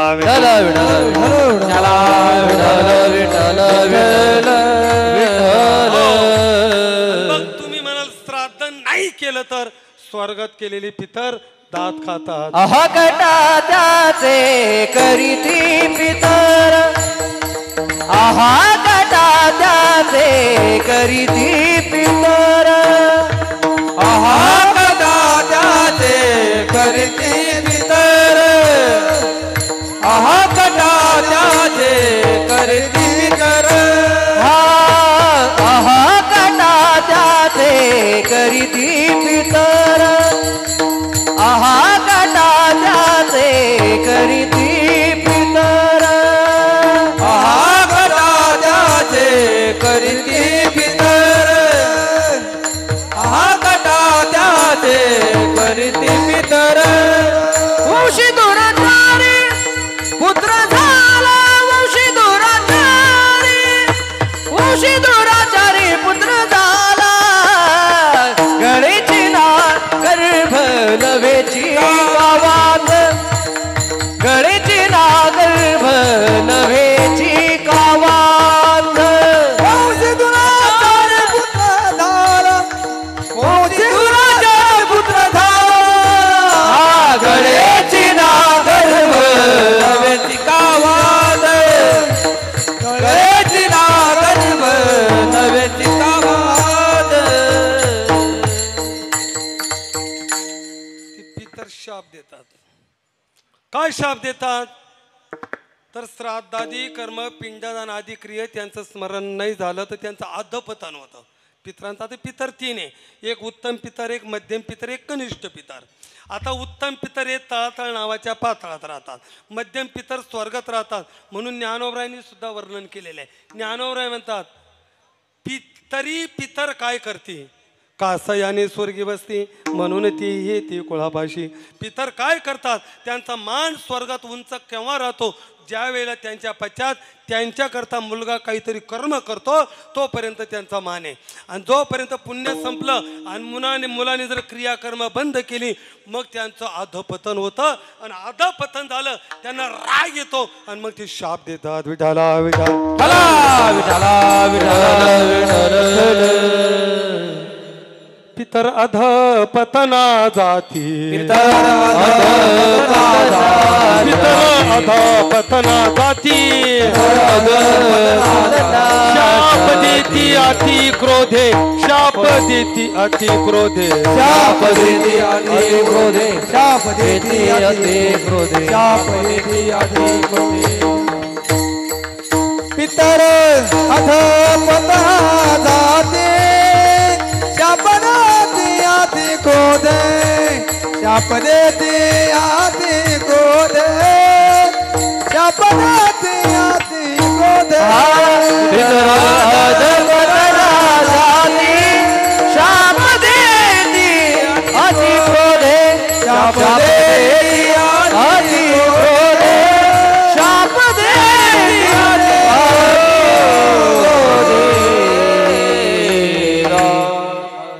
त्यांचं अधपतन होतं आणि अधपतन झालं का ते शाप देतात. म्हणून बघा आता काय झालं, आम्ही त्या गोष्टीवर बरेचसे लोक विश्वास ठेवत नाही. आता ती आपली चूक नाही, ते आम्हाला शिकवल्यास तसं गेलं. काही गोष्टी तर मानायलाच तयार नाहीत. मानतात पण केव्हा, जेव्हा प्रचंड दुःख येतं तेव्हा मानतात. मी यातलं एक अन्न मोठ्यातलं उदाहरण देतो. आता बरं का महाराज, मला बरेच म्हणतात तुम्ही गरुड पुराण, मी प्रांजळपणे मी गरुड पुराण वाचलेलंच नाही अजून. लोक म्हणतात पण गरुड पुराण वाचलेलं नाही. मग आता योगायोगाने विषयी फक्त 2 मिनिटं घेतो मी तुमची. काय झालं, भारत स्वतंत्र काळामध्ये ज्यांना राष्ट्रपती पुरस्कार मिळालेला आहे त्यांचं नाव आहे मदन मोहन मालवीयाजी. हे नाव तुम्ही स्वतंत्र काळातलं ऐकलेलं असेल. तरी मदन मोहन मालवीयाजी त्या चळवळीमध्ये विशेषत्वाने त्यांनी कार्य केलेलं आहे. त्यांच्या कंपन्या वगैरे होत्या, मोठा व्यवहार होता. पण जीवनामध्ये नेमका पितृदोष आला आणि ते मानत नव्हते. आणि पितृदोष आल्यामुळे होत्याचं नव्हतं झालं, त्यांचं होत्याचं नव्हतं झालं. पत्नी वारली, आईला पॅरलेस झाला, बाप लेकामध्ये कलह निर्माण झाला आणि त्यांचं जीवन उद्ध्वस्त झालं. मग त्यांनी शोध मोहीम चालू केली. कारण शहाणी माणसं आपल्या जीवनात आलेलं दुःख हे कोणाच्या मुळे नाही आलं, का आलं त्याचा शोध घेतात. कुणावर आरोप नाही करत, आरोप नाही केले का दुःख आलं. आणि मग त्यांच्या लक्षात आलं की माझ्या जीवनात पितृदोष आला. मग उर्वरित आयुष्य त्यांनी माझ्या जीवनात जे दुःख आलं ते कोणाच्या जीवनामध्ये येऊ नये म्हणून त्यांनी प्रयत्न केले. म्हणून सगळ्या धर्मशास्त्राचा त्यांनी धांडोळा घेतला आणि त्यांनी ग्रंथ स्वतंत्र निर्माण केला. त्या काळामध्ये अण्णा त्या ग्रंथाचं नाव होतं, नाव नाही, वर हेडिंगने पानं फाटलेले. जुना ग्रंथ उचकायला गेलं तरी त्याचं काय होतं, पान मोडतं आणि त्याची 3 आणे किंमत आहे. विठाला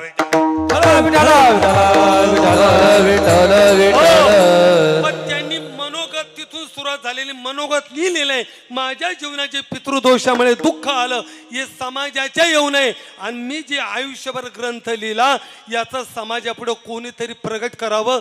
योगायोगाने पितरांच्या कृपेने ते माझ्या वाट्याला आलं. आणि म्हणून मी नाहीतर पाठीमागे मला आज अण्णा बसलेले आहेत. अण्णा मला वाटतं याच मानुरीमध्ये वैकुंठवासी सयाजी पाटील बरोबर ना, वावधाने यांच्या दशकरेच्या वेळेला अण्णा बोलले होते, बाबा तुम्ही बहुजन समाजाचे ब्राह्मण आहात, ही माहिती ऐकून लक्षात राहत नाही, तुम्ही एक ग्रंथ निर्माण करा. आणि आम्ही तुम्हाला, अण्णा त्यावेळेला MUPचे डायरेक्टर होते बरोबर ना, की मी तुम्हाला त्या काळामध्ये मी शिक्षक देतो. बरं खरं मला ती पहिल्यापासून जाहिरात करायची ते आवडलंच नाही अण्णासमोर. आणि तसं अण्णांचा कायमचा आम्ही संपर्कामध्ये असतात. खरं तर समाजामध्ये ज्यांच्याकडे नेतृत्व आहे, ज्यांच्याकडे दातृत्व आहे आणि त्यांच्याकडे कर्तृत्व आहे, कुठेही मागणी आमच्या अण्णा आहे. विठाला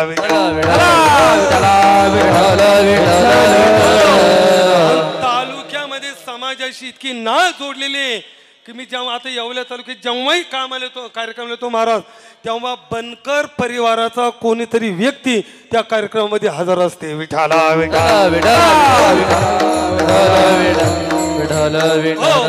चला मग त्यांचं मनोगत आहे आणि त्यांचं मनोगत मी तुमच्या पुढे मांडतोय.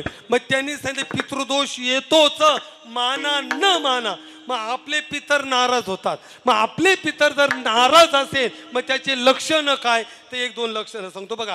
रात्री झोपल्याबरोबर जर निवांत झोप लागत नसेल त्याने समजून घ्यावं माझे पितर नाराज आहे. एक झोप झाली, तहान लागते, घसा कोरडा पडतो, त्याने समजून घ्यावं माझ्या पितरांना आता पाण्याची गरज आहे, ताणलेले आहेत. जेवणाला बसतात, नेहमी वारंवार केस ताटामध्ये येतो, त्याने समजून घ्यावं माझे पितर भुकेलेले. किती प्रयत्न करून अपयश येतो, पितृदोष, पितर नाराज आहेत. बाप लेकामध्ये प्रश्न उत्तर निर्माण होतात, पितर आमचे नाराज आहेत. मुला मुलीच्या विवाहाला अडचणी आल्या, पितर आमचे नाराज आहे. विठाला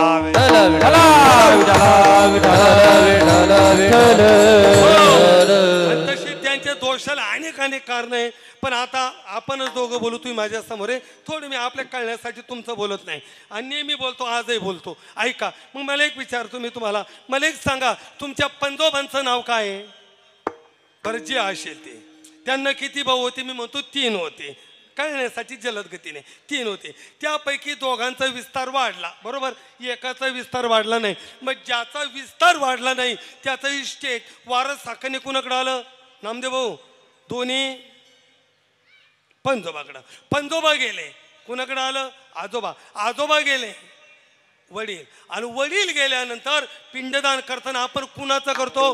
वडील, आजोबा आणि पंजोबा, बरोबर आहे.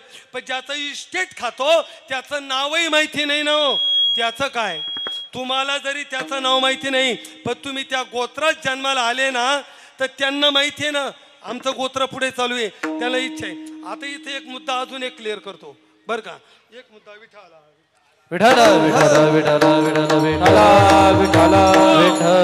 बऱ्याच लोकांचा गैरसमज आहे. एखाद्या व्यक्तीला बरं का अण्णा 2 पत्नी आहे, एका पत्नीला मुलबाळ झालं नाही आणि एका पत्नीला झालं. मग ती शास्त्राने वांज नाही सांगितले. मागच्या बाईला जर पहिला मुलगा झाला तर पहिल्या मुलावरती अधिकार पहिल्या आईचा असतो, लक्षामध्ये घ्या. किंवा 2 भाऊ आहे आणि दोघांपैकी एकाला मुलगा झाला आणि एकाला झाला नाही, तरी वंश खंडन नाही, एकाला मुलगा आहे, या मुलावर अधिकार त्याचा आहे. विठाला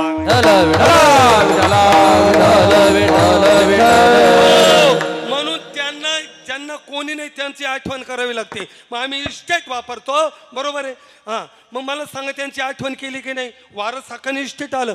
नुसतं वारस हक्काने इस्टेट येत नाही तर पूर्वजांचे रोग सुद्धा घ्यावे लागतात. उदाहरणार्थ, एखाद्याला शुगर झाली आणि तो जर हॉस्पिटलला गेला, डॉक्टर पहिलं विचारतो, अण्णा या तुमच्या अगोदर यापूर्वी कुणाला होती? हा म्हणतो आजोबाला होती. इस्टेट घेतलं ना, मग शुगर फ्री आता त्याच्यावर. कळलं का? एखाद्याला आज तमाय दमादमा पंजोबाला होता, इस्टेट घेतलं, जाऊ द्या. आपल्यामध्ये रक्त कुणाचं आहे? तर रक्त आपल्या पूर्वजांचं आहे, त्यांचं इस्टेट वापरतो, त्यांचं रक्त वापरतो. मग तुम्हाला त्यांचं वर्षातून एकदा तरी स्मरण केलंच पाहिजे. विठाला नाही स्मरण केलं तर मग ते शाप देतात, काय करतात, आणि मग जीवन उद्ध्वस्त होतं. म्हणून एक वाक्य ऐका, संदीपन महाराजांच्या मुखातून ऐकलेलं वाक्य आहे. संदीपन महाराज म्हटले, संसारिक माणसानं उन्नती व्हावी वाटत असेल तर आपली कुलदेवता नाराज नसली पाहिजे आणि आपले पितर नाराज नसले पाहिजे. ज्याचे दोन्ही संतुष्ट असेल ना, त्याची प्रपंचामध्ये उन्नती व्हायला वेळ लागत नाही.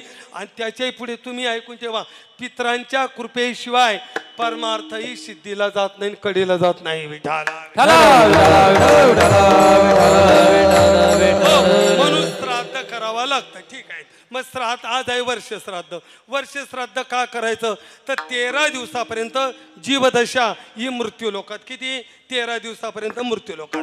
मग 13व्या दिवशी जीवनात केलेलं चांगलं वाईट कर्म, त्यानुसार 2 मार्ग आहे. एक आहे देव मार्ग आणि एक आहे पाप मार्ग. आयुष्यभर नामस्मरण केलं, चिंतन केलं, सत्य आचरण केलं, दान धर्म केला, मग त्याची स्थिती कशी? तर वैकुंठ भुवनी घर केले, वैकुंठ भुवनी घर केले, वैकुंठ भुवनी घर केले, वैकुंठ.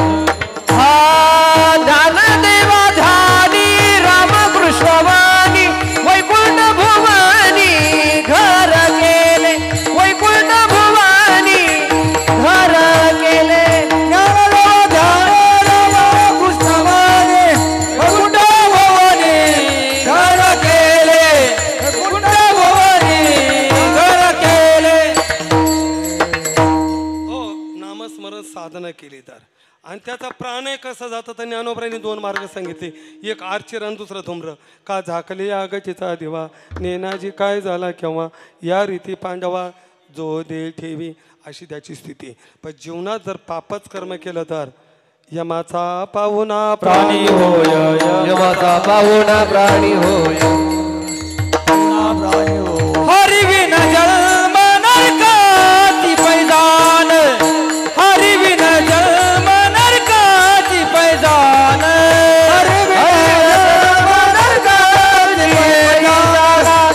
हरिविन जन्म नरकाची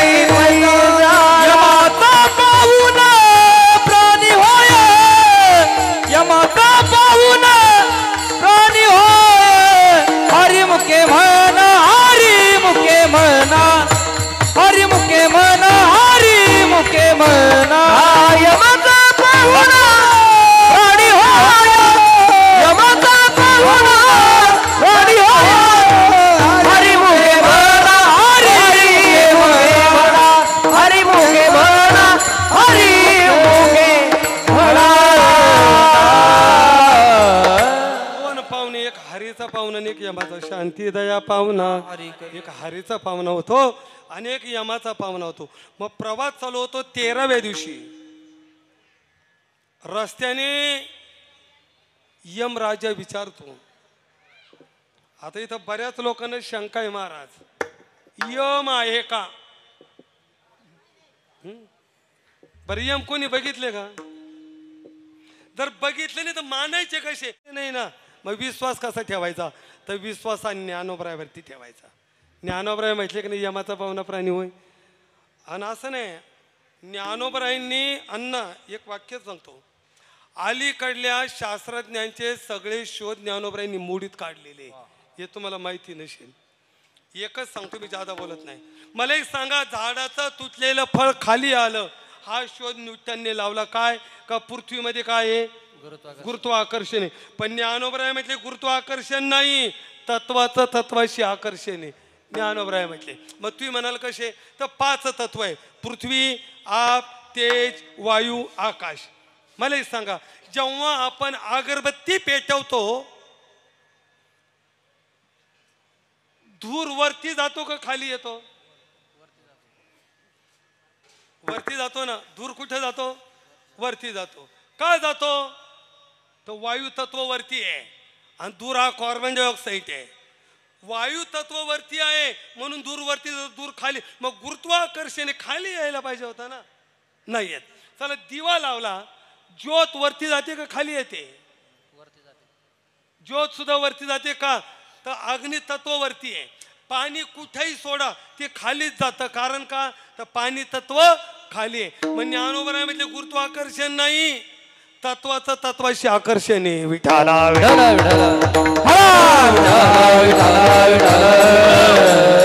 ते ज्ञानोबराय म्हणतात यम आहेत. ज्ञानोबराय काय अंधश्रद्धा आहे का लक्षामध्ये घ्या.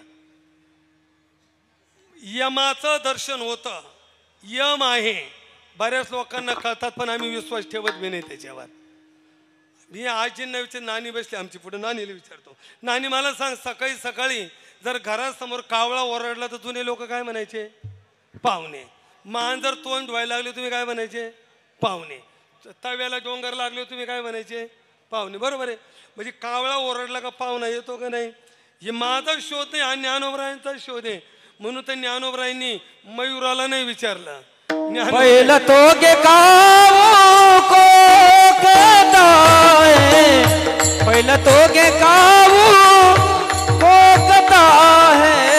पहिलं तो गे काऊ को कहता है. पहिलं तो गे काऊ को कहता है. शकून गे माये सांगता शकून गे माये सांगता. उड उडले काऊ तुझे सोन्याने मडवी न पाऊ. उड उडले काऊ तुझे सोन्याने मडवी न पाऊ. शकून गे माये सांगता शकून गे सांगता काऊ तुझे सोन्याने मडवी न पाऊ. उड उडले काऊ तुझे सोन्याने मडवी न पाऊ. अर्थात कावळ्याला पाहुणा कळतो तसे अनेक प्राण्यांना यम दिसतात. तुम्ही खात्री करू शकता. पहिली यमाची चावल लागते कुत्र्याला. कुत्रा जर रात्री इवळायला लागला माणसामध्ये रामभाऊ गावात कोणी हजेरी का रात्री लय कुत्रे इवळत होते. बरं कुत्र्याला का तर यमा राजाचे यमदूत आणि यमदूतांचे जे दूत आहे त्यांचं नाव आहे शबल नावाचे कुत्रे. यमदूताच्या अगोदर शबल नावाचे कुत्रे येतात आणि ते कुत्र्यांना दिसतात म्हणून कुत्रे भुकतात. पहिली यमाची चव लागते कुत्र्याला. 2 नंबर टिटवीला आणि 3 नंबर पिंगळा नावाचा पक्षी. पण त्याची बोली कळली पाहिजे. त्याची बोली चिलबिल चिलबिल किलबिल डुकडुक. जर किलबिल किलबिल बोलला मिष्टान्न मिळत आहे. चिलबिल चिलबिल बोलला जुने मित्र भेटत आहे. आणि डुकडुक म्हटला का मोल्यातलं 72 घंट्यात कोणीतरी जात आहे. आणि मरणाऱ्याला यम दिसतात. तुम्ही खात्री करा थोडी लवकर जाण मग विश्वास बसतं. बरेच म्हातारे म्हणतात बाबा ते दोन आले बघा, उभे राहिले, मला ओढताय. कारण आपलं शरीर आहे पृथ्वी प्रधान, देवतांचं शरीर आहे अग्नी प्रधान आणि यमाचं शरीर आहे वायू प्रधान. मरणाऱ्याला दिव्य दृष्टी असते, मग तो यम येतो. 13व्या दिवशी 13 पिंड झाले, 1.5 फुटाचं शरीर तयार झालं. ते यमाच्या स्वाधीन आणि प्रवास चालवतो यम मार्गाने. मग रस्त्याने मारिती तोडती निष्ठुरे. आणि पहिला मुक्काम होतो 17व्या दिवशी. मृत्यू लोकातून यम लोकात जाण्यासाठी 12 दिवस लागतात. आपला 1 महिना तर यम लोकाचा आणि 12 दिवसामध्ये 16 नगर लागतात. म्हणून वर्ष श्राद्धापर्यंत 16 श्राद्ध करावे लागतात. विठाल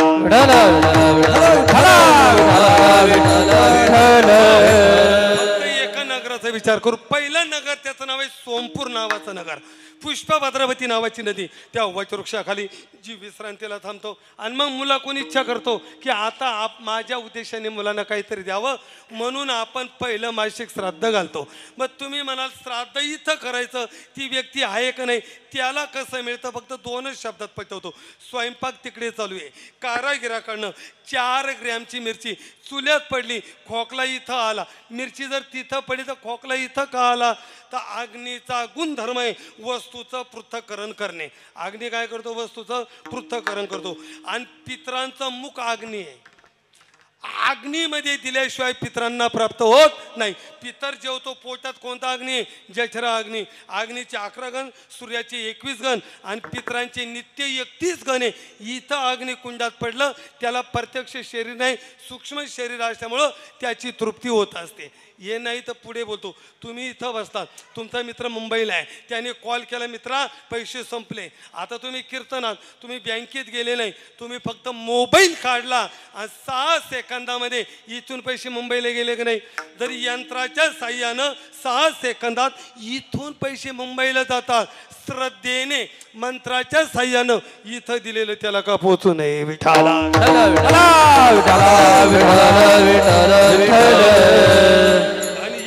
गणित ते तसंच गणित आहे, फक्त थोडं बदल. आता ज्याला पैसे पाठवायचे त्याचा क्लिअर नंबर टाकावा लागतो की नाही? एक जर आकडं चुकलं तर पैसे जातात दुसरीकडं, बरोबर आहे? तसं हे देताना सुद्धा मंत्राच्या साहाय्यानं चुकू नाही द्यावं लागत. याला क्रम आहे. जसा मोबाईल नंबर आहे ना, आता कोणाला आपण पाठवतोय? भरतखंडे, जम्बूद्वीपे, गोदावरे, उत्तर तटे, कश्यप गोत्रे. मग कोण बाबा, मग पंजोबा कोण, आजोबा कोण, वडील कोण, आई कोण, त्यांच्या नावाचा उल्लेख करावा लागतो, तेव्हा पोचतं. विठाला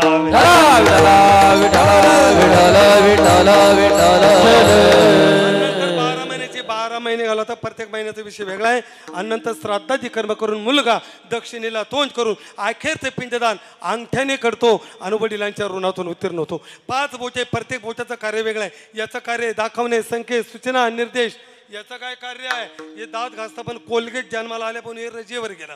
याचं काय काम आहे? हे देवाला गंध कुठंच नाही, ते जाऊ द्या तिकडं, हे तिकडं. आणि हे महत्त्वाचं काम करतं. ऐका, भारतीय संस्कृतीमध्ये लग्नानंतर सप्तपदी करताना नवरा मुलगा नवऱ्या मुलीची करंगळी धरतो, अग्नीला साक्ष ठेवतो आणि 7 फेरे मारतो. त्यावेळेला अनोळखी मुलीशी करंगळी 7 जन्माचा संबंध जोडते आणि जन्म देणाऱ्या बापाचाही संबंध अंगठा तोडतो. म्हणून शेवटी मुलगा दक्षिणेला तोंड करतो आणि अखेरचं पिंडदान अंगठ्याने करतो आणि वडिलांच्या ऋणातून उत्तीर्ण होतो. वडिलांच्या ऋणातून उत्तीर्णता आहे, वडिलांच्या ऋणातून उत्तीर्णता आहे. पण या विश्वामध्ये मातृ ऋणातून कोणी उत्तीर्ण झालेला नाही, कोणी उत्तीर्ण. मग तुम्ही असं आईचं काय ऋण आहे? आईचं एकच ऋण आहे, एकच ऋण आहे.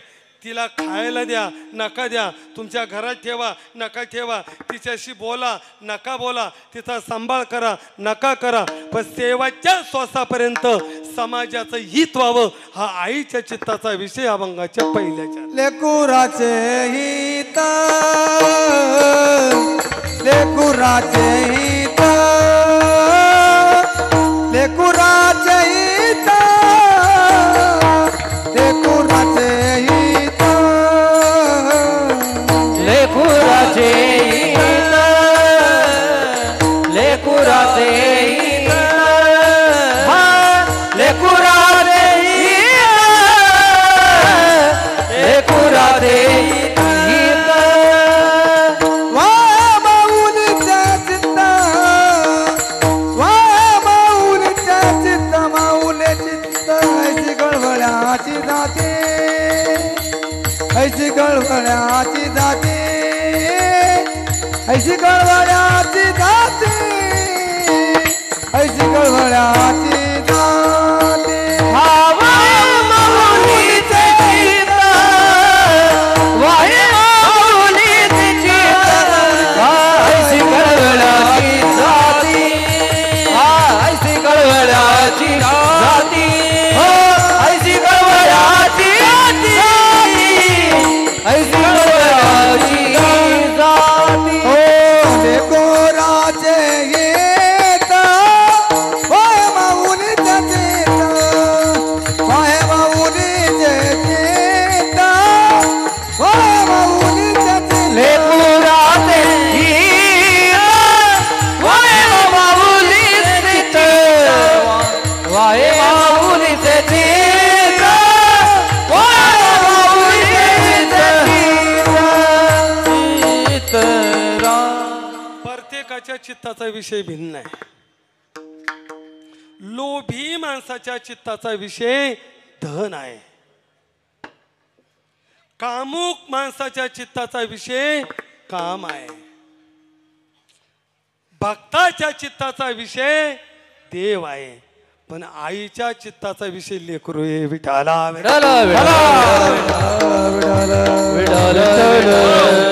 कितीतरी प्रमाण आहे.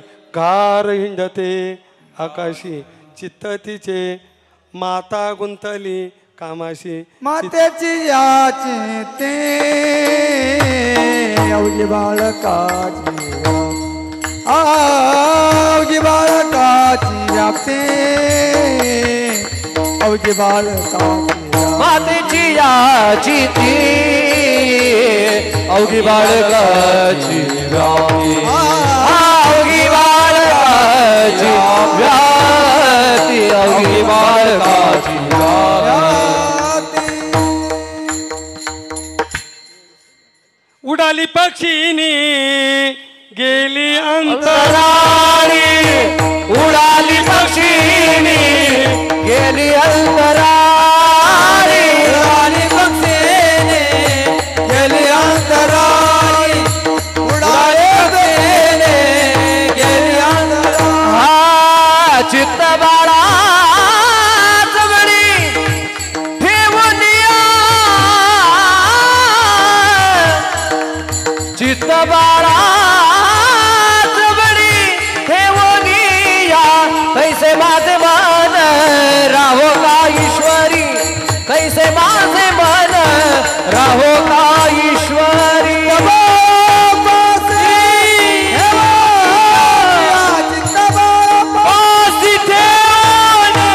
कैसे माझे मन राहो का ईश्वरी कैसे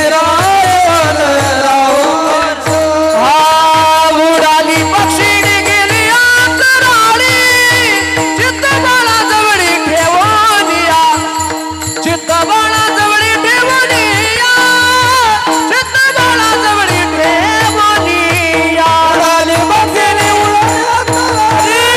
चित्त बाळावरी ठेवून या चित्त बाळावरी ठेवून या चित्त बाळावरी ठेवून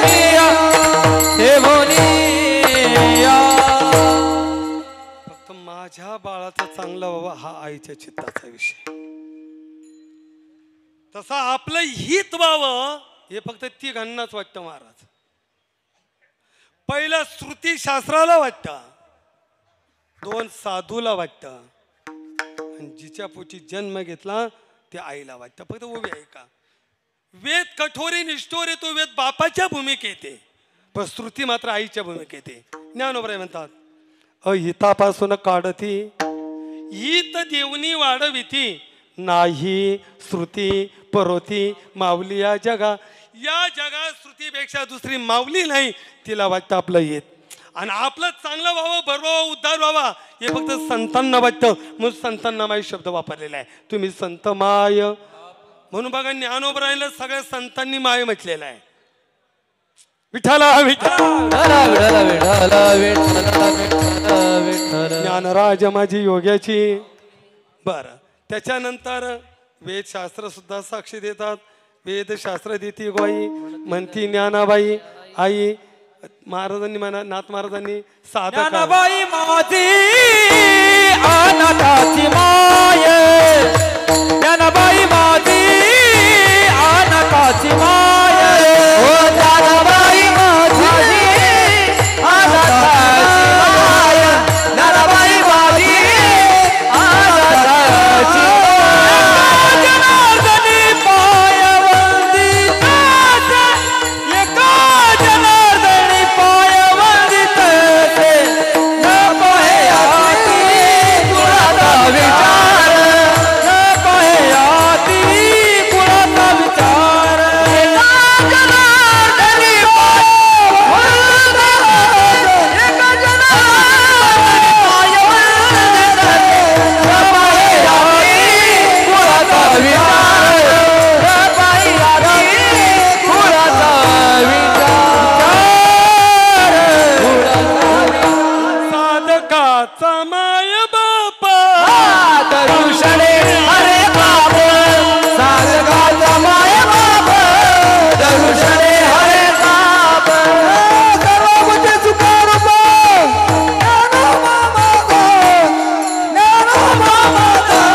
साधकाचा माय बाप दरुषणे हरे बाप साधकाचा माय बाप हरे बाप सर्व भूती स्वरूप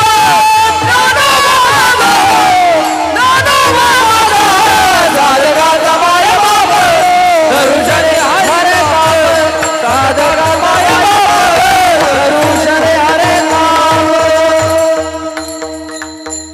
बस आपलं हित व्हावं चांगलं व्हावं हे संतांना वाटतं म्हणून संतांना माय शब्द आहे आणि जिच्या पोटी जन्म घेतला तिला सातत्याने वाटत असतं की माझ्या बालकाचं चांगलं व्हावं भलं व्हावं गोड व्हावं उद्धार व्हावा यासाठी अनेक पुरावे आहे. इतिहासामध्ये जर गेला तर एक मिनिट फक्त लक्ष द्या. हिंदवी स्वराज्य व्हावं हे का हिंदवी स्वराज्य व्हावं ही राजा छत्रपतींची इच्छा आहे का राजमाता जिजाऊची हो राजमाता जिजाऊ ऐका असं म्हणतात राजे पाळण्यामध्ये झोपलेले आहेत आणि काही कामानिमित्ताने महासाहेब थोड्या बाजूला गेल्या. दाशीला सांगितलं दासी राजे झोपलेत लक्ष असू दे. महासाहेबांना उशीर झाला राजे उठले भूक लागली रडू लागले काय करावं दाशीला कळत नाही. शेवटी दाशीनं आपल्या स्तनातलं दूध राजांना पाजलं. राजे झोपले मासाहेब आल्या दाशीला विचारलं दासी राजे उठले नाही. मासाहेब उठले होते मग भूक लागली होती रडत होते मग माझ्या स्तनातलं दूध मी राजांना पाजलं. हे ऐकल्यानंतर तळ पायाची आग महासाहेबांच्या मस्तकामध्ये गेली. झोपलेल्या राजांना जाग केलं घशात बोट घातलं पोटात गेलेलं दूध बाहेर काढलं दाशीच्या गालात मारली आणि दाशीला सांगितलं माझ्या मुलाला कुणाचा गुलाम बनवायचा नाही तर या देशाचा छत्रपती बनवायचा आहे. तर महासाहेबांनी छत्रपती बनवला. म्हणून ज्याची माता महान त्याचा पुत्र महान. आणि ज्ञानोबराय सांगतात का भूमीचे मार्दव सांगे कोमाची रवरव विठाला.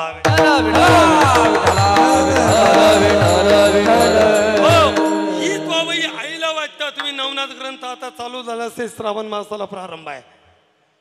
राजा गोपीचंदाच्या मातोश्री वैराग्य धारण झालं की नाही आईच्याच नावाने. आणि ज्या राणीचं वर्णन ज्ञानोबरायांनी करावं त्या राणीचं नाव आहे मदलासा. या मदलासा राणीनं मुलगा जन्माला आलं का पाळण्यात घालावं. आणि अंगही गीत गाताना त्याला योगाचा उपदेश केला. एक नाही दोन नाही 6 मुलं मदलासेने योगाच्या मार्गाला लावले. विठाला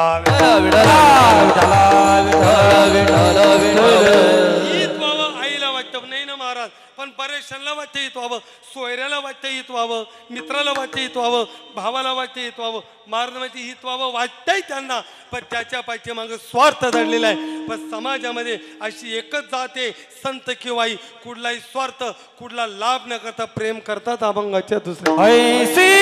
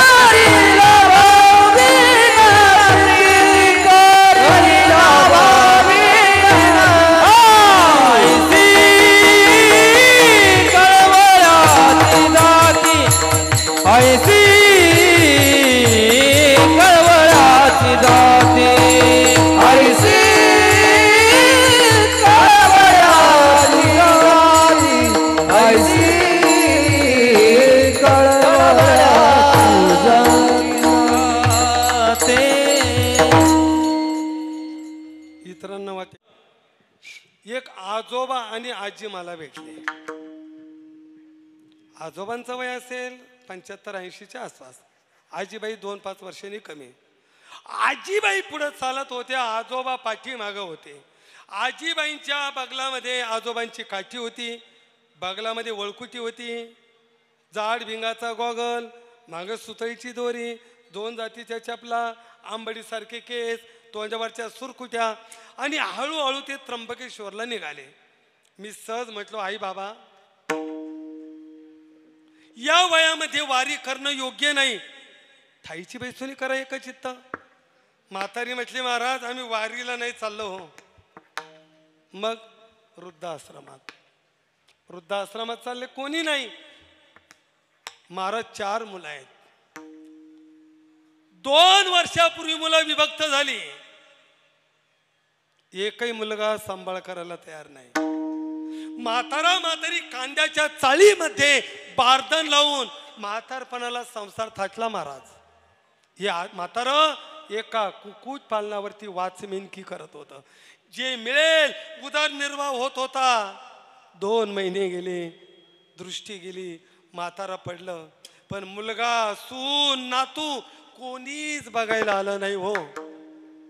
कामही होत नाही, खायलाही काही नाही. महाराज गुंठा ठेवला नाही, मुलांच्या स्वाधीन केलं. गळ्यात फुटका मणी नाही, बँकेत रुपया सुद्धा नाही, आणि मृत्यू पण येत नाही ना. इथं उपवाशी मेल्यापेक्षा वृद्धाश्रमात गेलेलं काय वावग आहे.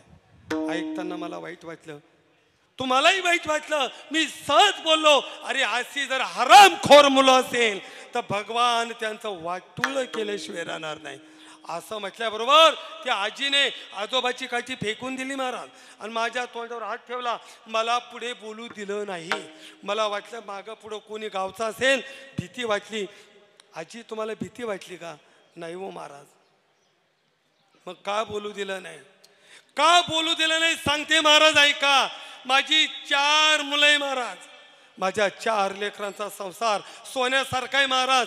माझी मुलं आमचा सांभाळ करू द्या, नका करू द्या. घरात राहू द्या, नका राहू द्या. आमच्या सोबत बोलू द्या, नका बोलू द्या. खायला देऊ द्या, नका देऊ द्या.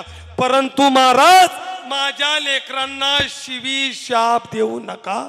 त्याला आई वडील म्हणतात. अरे घराच्याही बाहेर काढलं तरी करी लाभाविन प्रीती, आईशी कळवळ्याची जाती. विठाला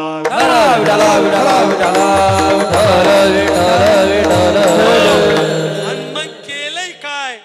तर आईने पाठीमागे सिंहावलोकन करा वरून बघा, तिने काय केलं नाही. उन्हात ती राहिली, पदर आपल्या डोक्यावर टाकला. उपवासी ती राहिली, दूध आपल्याला पाजलं. थंडी सहन तिने केली, ऊब आपल्याला दिली. मध्यरात्री जागून जागून अंग गीत आपल्याला गायलं. इतकंच नाही तर 9 महिने पोटामध्ये साठवलं, आणि सगळंच तिने आपल्या केलं. पोटी भारवाये त्याचे सर्वस्वैसा आहे. जसं आई लेकरासाठी आहे तसं संत समाजासाठी आपलं हित व्हावं हे संतांना वाटतं. आई पोटात जागा देते, संत समाजासाठी पोटात जागा ठेवतात. तू मधुरावानी होती, तुका म्हणे वाबोजी. जशी लेकराची जबाबदारी आई घेते तसं संत तुम्ही आईच्या स्थळी आहात. माझ्या उद्धाराची जबाबदारी तुमच्यावर टाकतो. म्हणून माझं तुम्ही गोमट करा, गोमट येते करा माझे. भार ओझे तुम्हाचे, तुका म्हणे माझे, तुम्हा संतावरी होचे. आईशी कळवळ्याची जाती, करी लाभावी न प्रीती.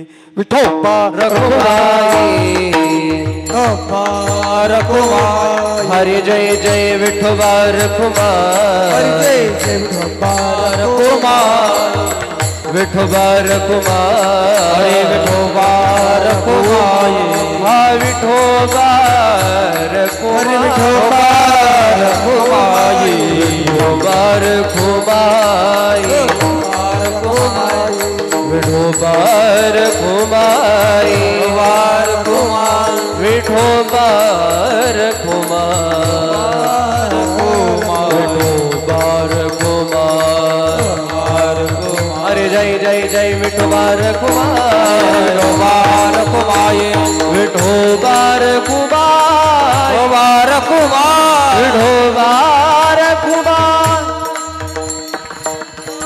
रघुमाई, रघुमाई. ढोकार घुमाई बार घुमाई ढोकार घुमाई बार घुमाए ढोकार घुमाई बार घुमाए ढोकार घुमाई बार घुमाए ढोकार घुमाई ढोकार घुमाई ढोकार घुमाई ढोकार घुमाई ढोकार घुमाई ढोकार घुमाई विढोबार घुमाई विढोबार घुमाई विढोबार घुमाई विढोबार घुमाई विढोबार घुमाई कवरधारी विठ्ठल श्री ज्ञानदेवा पंढरीनाथ माऊली ज्ञानेश्वर महाराज की जगद्गुरु तुकाराम महाराज की जय गुरु श्री गंगागिरी जी महाराज की बोलो रे भाई सब संतन की विढोबार घुमाई विढोबार घुमाई विठोबार घुमाई विढोबार घुमाई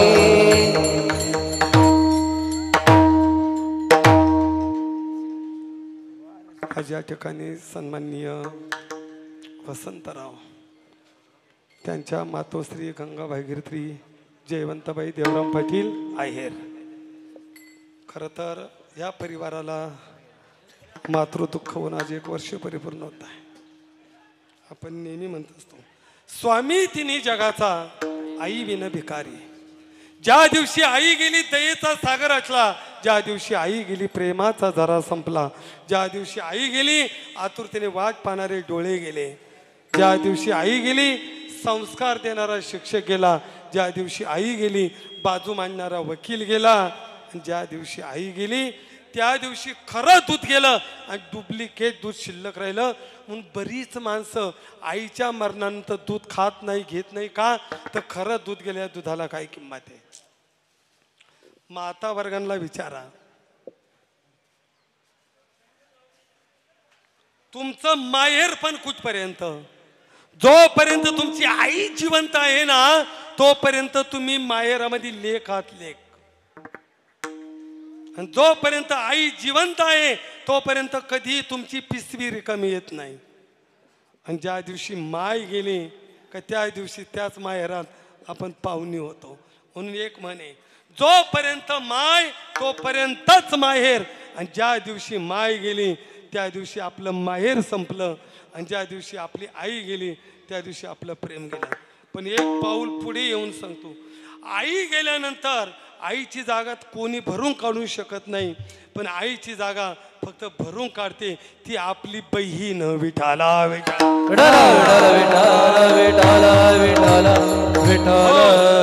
म्हणून आज या ठिकाणी मातृनातून उत्तीर्ण होण्यासाठी केलेला प्रयत्न जे काही दानपुण्य घडलं असेल त्या जीवात मिळाला पुढच्या प्रवासाला उपयोग येवो. उपस्थित सर्व महाराज मंडळी संशिष्टीम सर्वांना धन्यवाद देतो. ज्या संतांच्या कृपेने बोललो त्यांचं प्रेमाने भजन करतो. ज्ञानेश्वर माऊली ज्ञानराज माऊली तुकाराम महाराज ज्ञानेश्वर माऊली ज्ञानराज माऊली तुकाराम. म्हणा म्हणा भैरवी म्हणा. कृपया 2-5 मिनिटं कोणी जागा तुका म्हणे माझे तू का म्हणे माझे तू का म्हणे माझे हाय तू का म्हणे माझे तू का म्हणे माझे तू का म्हणे तू का म्हणे माझे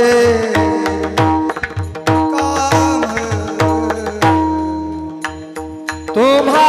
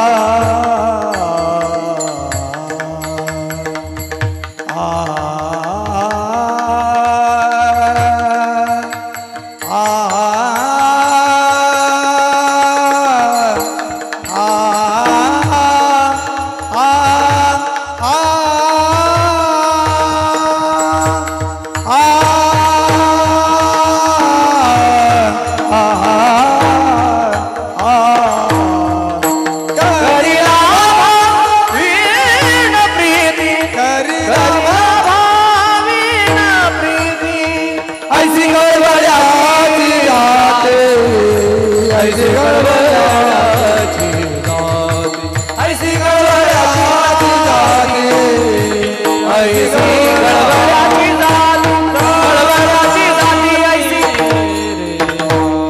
धन्यवाद सगळ्यांना. आज या ठिकाणी अण्णांना विनंती करतो त्यांनी त्यांचं मनोगत व्यक्त करा. लगेच जय विठ्ठल करून ज्ञानदेव तुकाराम होईल.